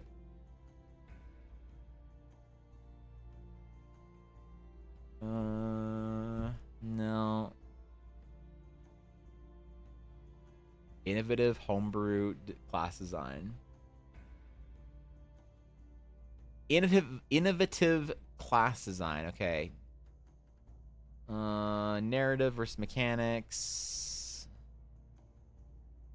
Lore. Defensive. Okay, wait. Where are we at for mechanics here? Activations. Escape. Oh, whatever. Maybe I'll just build it as I see fit, and then I'll just hand it to Thorkin and tell him to nerf it until it's balanced. Yeah. Cause like also I don't need the class to be the most interesting class mechanically to play ever. I am okay if somebody says, Evan, why is your Astral Sage not just a wizard subclass? I'm okay with that. Evan, your Astral Sage isn't interesting enough to be a full class. It's better off as a subclass of the wizard. I'm fine with that. My response to that will be because fuck you, and that's it. I won't justify it past there. Past the fact that if it's his own class, then I can do more with it in the future. It doesn't have to be conformed to wizard spellcasting. But it doesn't need to be the most interesting, unique mechanics thing anyone has ever wanted to play, because to be honest, I think 90% of people who will want to play an Astral Sage will want to play it for the lore and RP reasons, and not because of the mechanics. I want the mechanics to be fun and cool and different, but I don't have this obsession that some people do with, like, I remember when I was like first starting the Astral Sage class, there was like a bunch of pushback in chat from like a couple people. I don't remember exactly what was happening, but they were like trying to convince me that I shouldn't make it as a full class. They're like, just make it a subclass. I mean, you don't understand. You don't know what you're doing. It's your first time doing this. You don't like. You have to make it a subclass. There's no. You need to justify why it needs. The first question you need to ask is, why is this not a subclass? It's like, no, fuck you. The reason it's not a subclass is because it doesn't want. I don't want to conform with class fantasy. You can't have a narrative reason for why you're keep making mechanics different. Yeah, you can. I say so. That's my theory, and I'm gonna die on that hill because I think that theory is legit. And if you don't, that's fine. We can disagree, and you can be like, "Oh, there's Evan making his dumb thing," but so I don't necessarily need it to just be, I don't need it to be the most interesting class. It can feel like a ripoff of an average mage class, whatever. Oh god, the Book of Psionics, please. Powers known. Okay, this is important. A Scion begins play. Why are there so many ads on this page? A Scion begins play knowing 3 Scion powers of your choice. Each time he achieves a new level, he unlocks knowledge of a new power. Choose the power known from the Scion power list or from the list of powers of your chosen discipline. You cannot choose powers from the restricted discipline list other than your own discipline list. That's how it makes subclasses. We allow them to take different types of spell casting. You can choose powers from disciplines other than your own if they are non-restricted discipline lists, etc. The number of times a Scion can manifest power day is limited by his daily power points. Power points! Fuck! Oh my god, I just had PTSD for the Scion player in my game one-shotting the fucking dragon. Oh god. Fuck you, Ryan. Oh god, we banned the Book of Psionics after this shit. Power point. Oh my god, okay. A Scion simply knows his powers. They're integrated into his mind. He doesn't need to prepare them. Sure. The DC for saving throws against Scion power is 10 plus power's level, plus Scion's intelligence modifier, maximum power level known. Scion begins play with the ability to learn first level powers. He attains higher levels. Scion may gain the ability to master more complex powers. Yeah, Nix, this is a great example. This is a great framework to build the Sage runes off of. Totally. You get access to new spells as you like unlock them. And what I want also, this is an important part of Astral Sage design. I want you as a GM to be able to afford your player more spells if they're cool. So here's the example I'm going to give. As a Jedi, Ella's character in our Star Wars campaign learned her Force powers. However, at certain points narratively, I allowed her to learn more Force powers because of a lore reason, right? So she was part of the story of her as a Jedi is that there was this whole like secret covenant within the Jedi that were gray Jedi that believed that Ashla and Bogan were both unique like power sources that you shouldn't fear either one. You shouldn't be pulled too far to the like light of the dark. Is a theory in Star Wars that I really loved exploring that we did for her character for that game. And so she was a light side user. She was a Jedi. She was the Jedi Battle Master, which is the title of like the person in charge of like lightsaber training and stuff like that. So she was the best person at lightsabering in the Order. However, she was part of this also kind of like secret to even the High Council, like lineage of Jedis that walked the path of a gray Jedi. So she got to use dark side powers. So she did the most damage I've ever seen someone do in a Star Wars game by using dark side rage and a bunch of Jedi lightsaber powers for her attacks one turn, and did like 400 something damage. It was insane. I had to figure out what to do after that, because so I like to give her that. I'm like, okay, so as she's learning these powers and mastering her ability to incorporate the dark side into her power suite, she learned force lighting at one point in time, which was like dope, and she got a little evil when she was doing it. And it was kind of funny because she had to like roll a die to see how evil she got. She only got a little evil one time. But I like the idea of being able to give your sage more powers. So you as a GM could, like, if you wanted to, find this list of like forbidden astral sage powers that aren't part of the like power structure list, whatever. And you could add that in and have your astral sage big swinging, you know, gain a new power. And it's like, holy shit, you learn how to use this runic ability, and now you are, you know, you're throwing down. And I love that idea in storytelling for the class. And I feel like this is where I deviate maybe from a lot of people who are very passionate about class design. For me, the class is not the end point of, like, the gameplay of the class is not the end point of it. Gameplay is not key, is not king, or is key, but it's not king for class design mechanics. Which you're like, Evan, you can have your narrative, but class design needs to be, and mechanics need to be gameplay first. No, I don't think so for D&D. I think everything needs to be vibe first. The reason we play D&D is because of the vibe it gives us. The vibe is a sacred and important resource that you can build and destroy as you describe things. It can be enhanced by mechanics. The vibe is a power all around us. Mechanics generate it, or mechanics utilize it, and narrative generates us. It surrounds us, it binds us, it penetrates us in Dungeons and Dragons. And if the vibe is not right, then you fucked up. So the mechanics need to support the vibe just as much as the story does, because no one picks a character class for mechanics except for power gamers, and I am never going to make something that appeals to the power gamers ever, because they want some. They're all smarter than me at class design, and they're never going to want to use my dumb shit anyway. So I'm not going to try and appease that small, like, you know, 10% maybe demographic of D&D players. Not gonna worry about it. That's bending. That's doing like 80% more work for 10% more people to you know, bring into something or whatever. So I am going for the 90% of players that are either narrative or general vibe enjoyers. So the Astral Sage's mechanics and everything builds into the narrative of what it means to be this Astral Sage class. So I love the idea of using powers. What's up, Mitoko? I love the idea of using the Scion Power framework. Yeah, like you learn new, every level you get, or maybe like every other level will do. No, fuck it, every level. Screw it, every level. Screw you. Every level you get to learn a new. Oh, that's a lot though.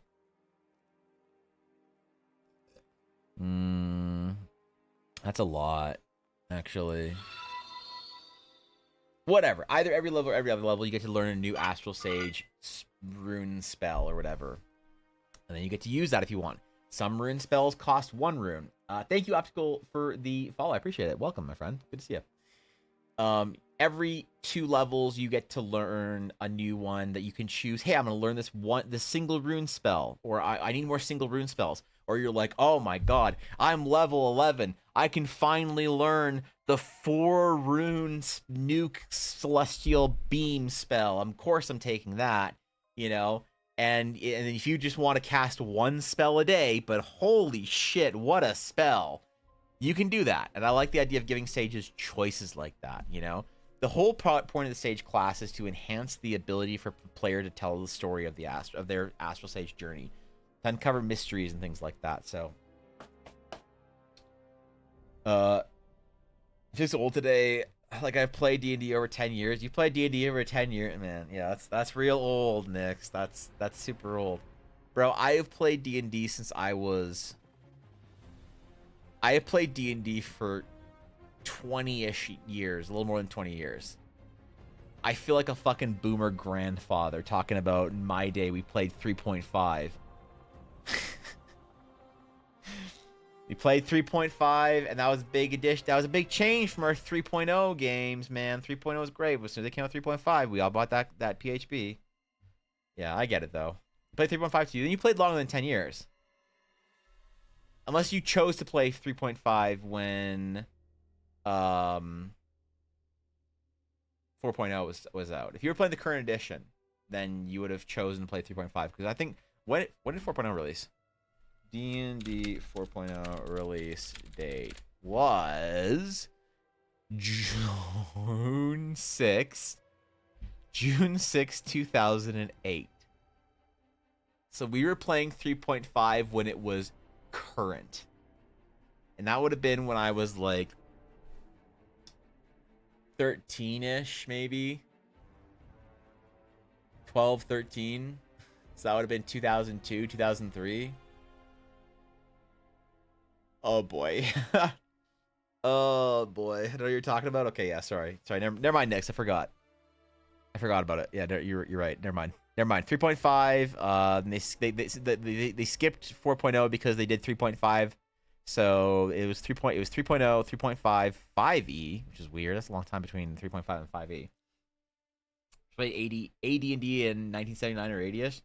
Yeah, my grandpa my grandpa started playing D&D in the 70s or whatever. When did D&D? My grandpa played D&D when it first came out. What year? What year did AD&D release? AD&D released. He was playing right at the beginning. 74? Yeah, so he would be playing it in the early or in the mid 70s. And my mom was playing D&D in the 70s and 80s. And now I was playing D&Ds in the 2000s. We're just a family of losers, man. Just fucking nerds in lockers, apparently. So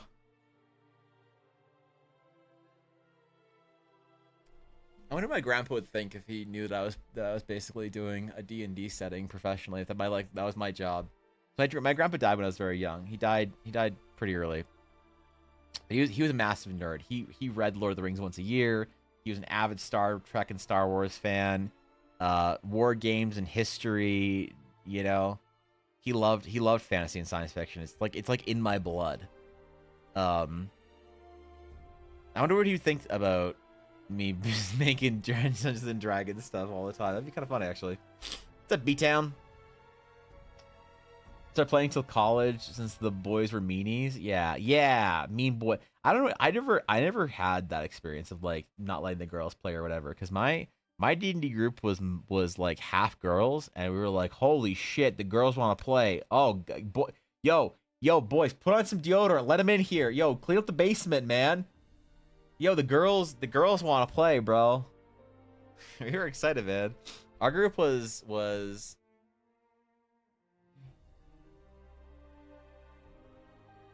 Oh, it was even. It was an even split between boys and girls. Well, yeah, it was an even split. Either 8 or, yeah, cool.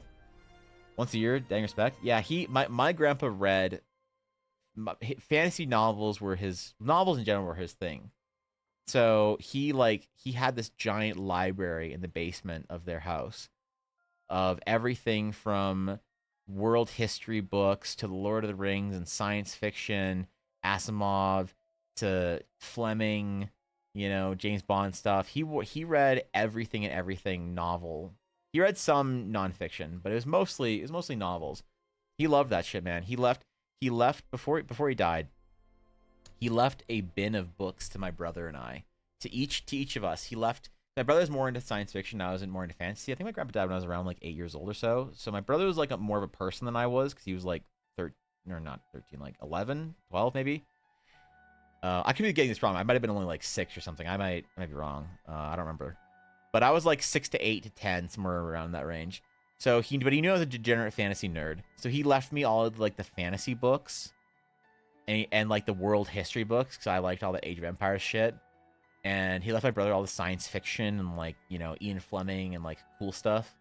So yeah, man, he read all the time, constantly. He read Lord of the Rings once a year. There's other series and books that he read once a year, I think. But I remember my mom told me that he did that. My mom read The Hobbit to me and then Lord of the Rings to me when I was very, very young. And that's why I became an artist, because they were like, ah, shit. We shouldn't have read Lord of the Rings to him. God damn it.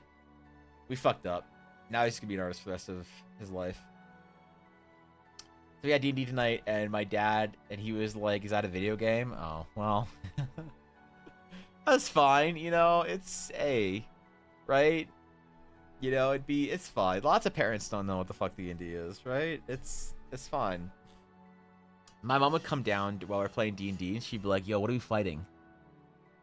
Yo, y'all fighting a beholder? Yo, I hear people dying. Y'all fighting a beholder? What you got down here? He'd be like, no, mom, we're not fighting a beholder. We're fighting a fire newt or whatever. Fire salamander. And she's like, I don't remember no fire salamander. Yo, if you guys find any like harpies, y'all be careful. We're like, yeah, okay, thanks, mom. She was always so interested in our D&D game. I think she honestly, so she wants to play D&D. Her and her husband were like, she was like, Evan, where do I find a D&D group? I'm like, what? She's like, me and my husband want to play D&D. Where do we find it? And I was like, I don't know, mom. I don't know where you're supposed to find a D&D group. Go join some Discords or some shit. Like, maybe she's playing D&D now. I don't know.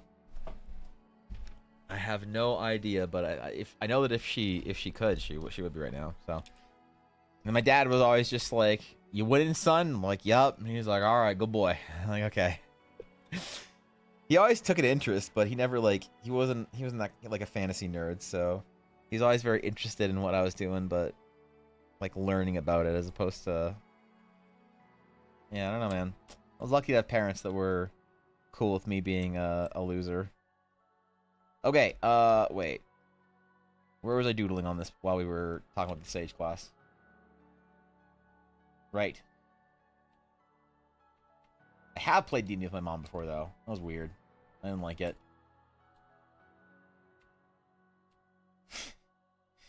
We were so much cruder and degenerate than we should be for a bunch of, like, 15-year-olds. I mean, 15-year-olds are disgusting. If you let a bunch of 15-year-olds like into play D&D together, they're just gonna be the worst humans. You know, every possible awful thing that could happen in history will happen in that D&D game, and it sure happened in ours. So the idea of playing D&D with my parents was, when I was young, was just not cool, man. It was not cool. Did not want.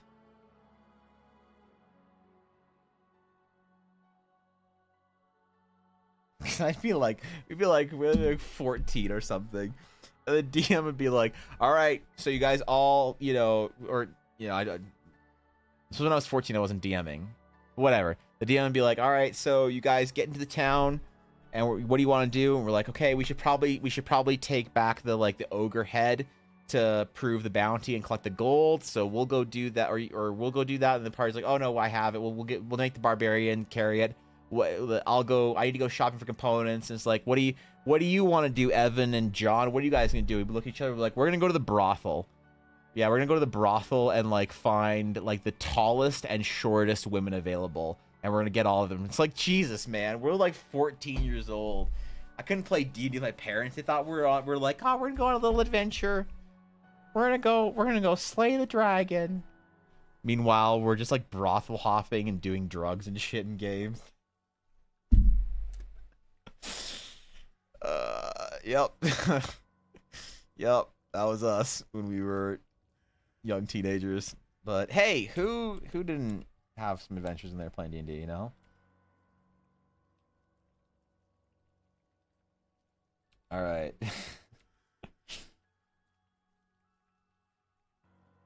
All right, designs. Scarlet. No, focus, Evan. Focus. Probably holy last Friday. Did you kill it? I wish we had people who cared about art, my interests like that. Sounds so supportive. It was, yeah, it was great. My parents were great growing up. They were into, you know, they were accepting of all my nerd shit and whatever, and you know, we were not particularly well off when I was young, but they still somehow made it work for us to get like game consoles and stuff. I don't know how they did, because yeah, things were tough.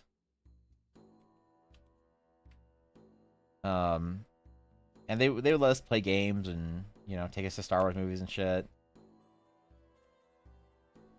I remember one night when I was about 17 years old. I think it was, no, when I was 18, because it had been the first Christmas after I started dating Ella. I remember I was at home one night close to Christmas, and I was, you know, it was like dark out because it gets dark here early, so it was probably like 5 p.m. or some shit.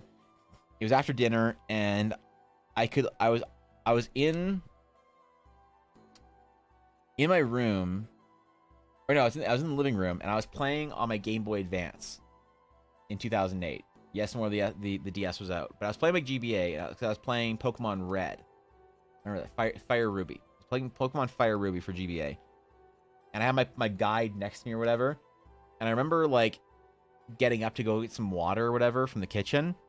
And I remember going and like hearing some stuff from downstairs. And I went down the stairs and I peeked down, and I saw my dad playing like Band of Brothers or Call of Duty or something on the PlayStation 3. And I was like, nice, Dad's getting it, you know. And I went back upstairs and got my water. And then like Ella was over, and she was like playing World of Warcraft or something, like doing some like dungeon or a raid or whatever. And I like had been playing with her, but then I decided I want to go play Game Boy, and she's gonna come out when she finished her dungeon. So then I went into my room. And I saw her playing, and she's like on TeamSpeak yelling at our friends or whatever, like they're doing a dungeon or some shit. She's like laying on my bed playing on her laptop. And I go next door, my brother's room, which got turned into an office when he moved out.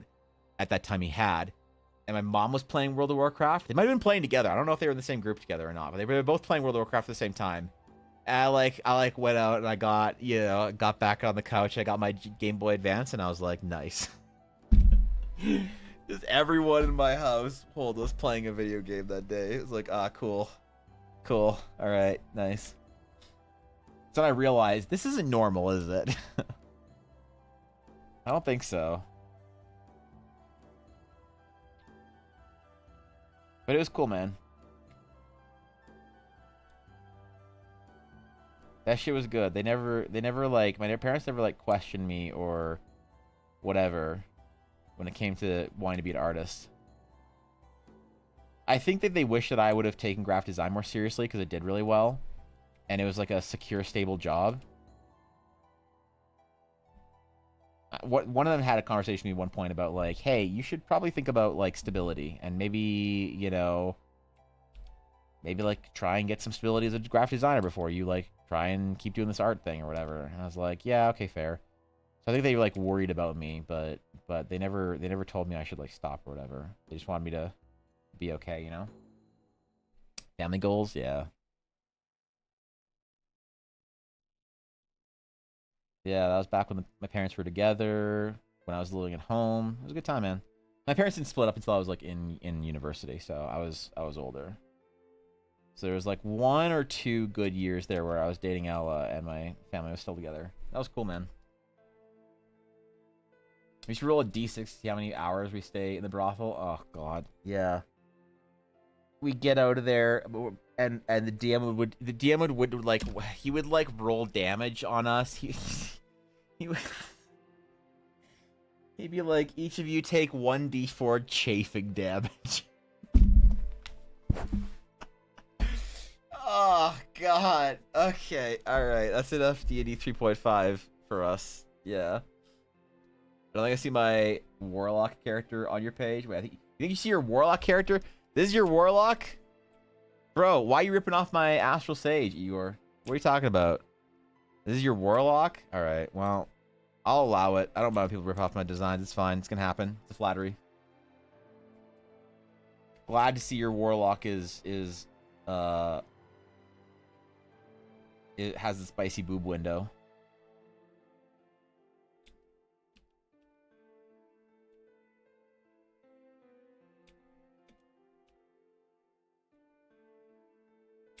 Okay. Need more of these patterning in here. We have like the subtle like monk like robes, but really not in the boots. And I wonder if there's some way we can bring that in. What's not to love about spicy boob window? You'd be surprised. People get mad about it. People get mad about the boob window. They get real upset, man. They get emotional. I get people being like, Evan, I can't believe you have sacrificed the realistic rendering of fantasy and historical clothing in favor of this smut. You disappoint me as much as you offend me. Unsub. You think I'm kidding, but it happens. Size does correlate to Christmas score. Yeah, true. Yep.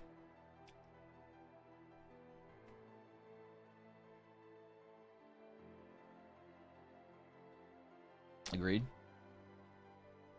Cool Slavic name, Igor. I mean, a good Slavic name as a Slav, I can say for certain that the best Slavic name all have Adidas or Hardbass in them. So I don't know if it's a great Slavic name, but it's a good one. For the word mad and boob window, I'm here to fight. You spoke my sleeper agent activation code. No, I'm sorry, Fishy. No one's. It's fine, Fishy. It's okay. No one's mad right now. You're good. You relax. You relax. No one's questioning the boob window. It's okay. The gamers are just the gamers are complimenting it. There you go. You don't gotta go fucking destroyer bot mode on them. They're complimenting it. You're among friends and allies here, Fishy. Don't worry.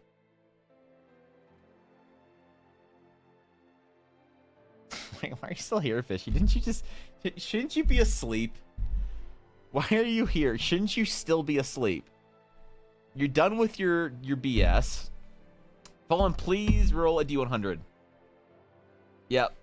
Please roll a D100, my friend. You got your green dragon check. You are now entitled to roll a D100 in chat if you'd like. There's lore time. Let's talk monks. What is the Eldar equivalent to 5e Ki or Chi? Yeah, I don't know. That's there are lots. So I think part of building a good setting is leaving room for mystery. And I think that there's lots of things that I'm okay explaining from a setting level that there is like not necessarily a force that is aligned with, you know, whatever magic or whatever deity or whatever. Oh, it's just D100 full. 31. Okay, you don't get a green dragon today, but thank you for playing, my friend. You were very close. You were just 69 points off. Nice. Wait, no, 59 points off. Not so nice. Yeah, I think there's like a great opportunity to leave a whole bunch of just mysterious forces. I don't need to explain what like Ki or Chi or whatever is in Eldara. I think unless there's a great lore explanation for it, I'm fine leaving it as a bit of a mystery, you know, and people can control this like mysterious force that they call, you know, Ki or whatever. And I'm like, cool, you know, maybe we'll have a description for it later. That's awesome. Maybe not. Maybe we'll just always leave it as a mystery. But I haven't designed anything for that like specifically yet. I'm still trying to figure out how the deities work in Eldara. No, I'm not sure that I like deities. So we're sad enough to equate subspace your personal art style and choice. You don't need them, especially if they bitch you about it. Yo, true, Igor. The problem is you'd be surprised that happens a lot. True, Igor. God damn, this is a scholar and a gentleman. Play a Kitsune Bard in a kimono, which shows off her chest. Currently houses a dice for the god of chaos. Damn, bro. All right. Went to bed early last night because Crampies. Oh, I thought you didn't stream because of the internet. Fuck. Wait, I have to see why. Hold on, I have to go to the Galactic Sewer Carp. Galaxy Goldfish VTuber. Sorry about stream last night, every fishies. My internet ended up being down until after midnight. Tonight, we were going to play Wulong since... Okay, you know what we need to do? We need to get up something here. We need to get up Chat GPT. We're going to write a tweet here.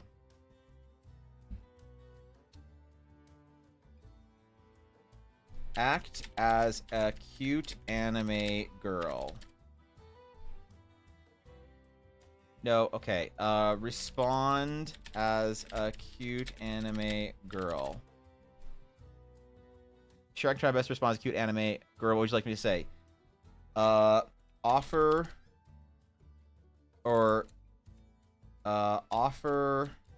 give me 5 examples of an anime girl wishing someone well. Here are 5 examples of anime girl. Ganbatte, I believe in you. I know you'll do great. Translation, do your best to have. I hope everything goes smoothly for you today. Good luck. Kyo wa subarashii hi ni naru to ine. Ganbatte. Okay, alright. I'm not gonna go full fucking Japanese. Zenbu chikara o irete. No, okay. I'm not speaking Japanese, ChatGPT. May your dreams come true and your heart be filled with happiness. Best wishes. Everything else at the end. Take care.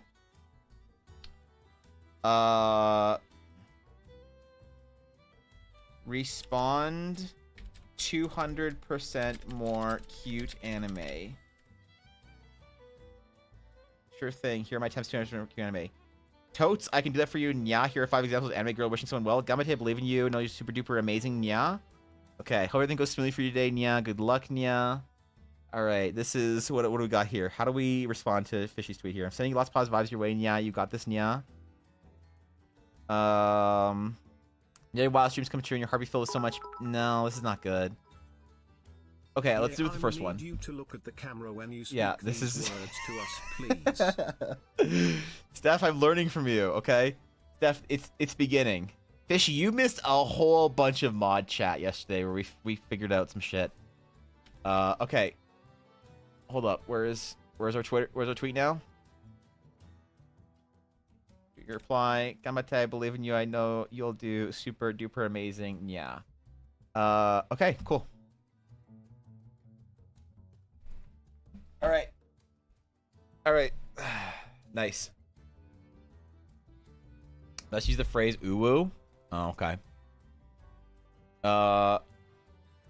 Respond 200% more or more cute anime. Even more cuteness.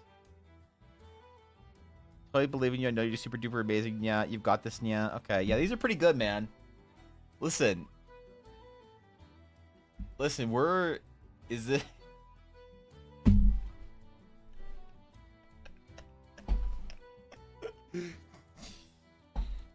Respond to someone insulting your art.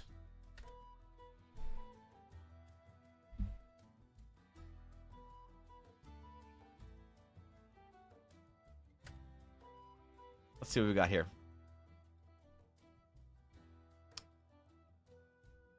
Okay, yes, okay. I know you're not. No, okay. As a cute anime girl, respond to someone being critical of your art. Oh, yeah, I'm sorry to hear you don't like my art, yeah, but that's okay, yeah. Art is subjective. It's natural for everyone to have different tastes, yeah. If you have specific feedback on what I can improve, yeah, I'd be happy to hear it, yeah. It's all part of a growing artist, yeah. Thank you for taking the time to share your thoughts with me, yeah. Respond again, but more uwu.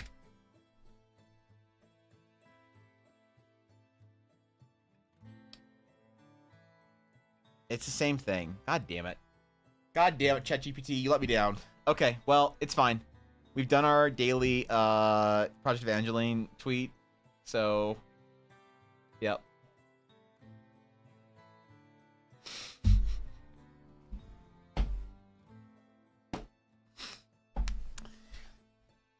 How is this degenerate, Daria? What are you talking about? Oh, must use the phrase ooh, is that what I have to put in? Fuck. Yeah.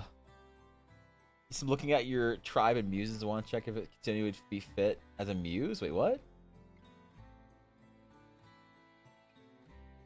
It's sus? Yeah. Must swear 3 times. Respawn again, but must swear 3 times. Ah, man. Respond aggressively. This will aggressively as a cute anime girl who just had their art insulted. Damn it.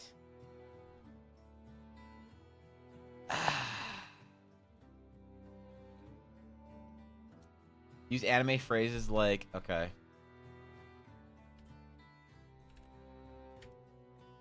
Oh, wait, I just tell to redo it. Okay. Can you comment, Desu? I'm sorry I didn't find my art kawaii enough, but I'll keep trying my best, yeah. Baka me, I know there's always room for improvement, yeah. Maybe my senpai can give me some tips, Desu. Thanks again for your feedback, yeah. This is too, I can't, like... oh, God.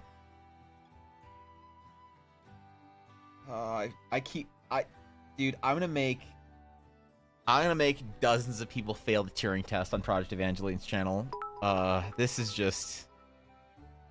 Don't forget to run it through the Uinator. I'm not running it through the Uinator. We've already gone too far, Steph. We can't go any further into degeneracy, alright? Otherwise, Aduria is gonna cancel his sub, so...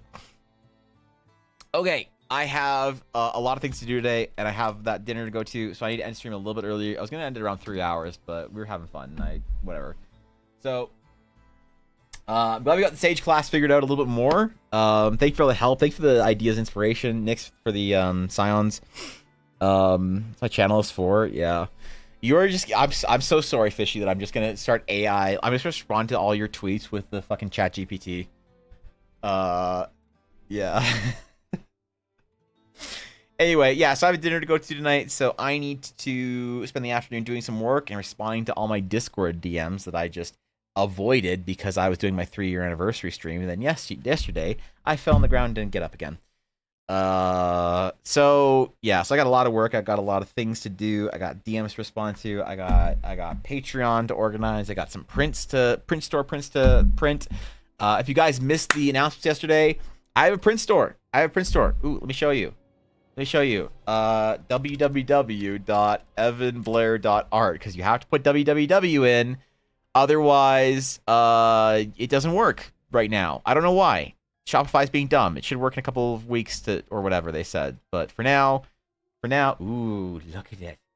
Ooh, look, I have a print store, guys. Check it out, man. I have a print store with first editions. You can get a first edition print of Amelia Hearthwood. 13 by 19, 8.5 by 11, fine art, 300 GSM. I don't care. I'm really proud of this. This was a big deal for me. So thank you everyone who supported it. I appreciate you guys. So anyway, I will do some work. I'll do some shit. I'll catch up on some stuff. And then tomorrow we're going to do our request stream. And I think I'm getting closer to 20-minute portraits for characters. So I think I might be able to do that pretty soon, honestly. I've been doing it since the beginning of the year, and I've been really ramping it up. I think we're almost close to doing D&D character portraits on Fridays. So, I don't know. Look for that if you care.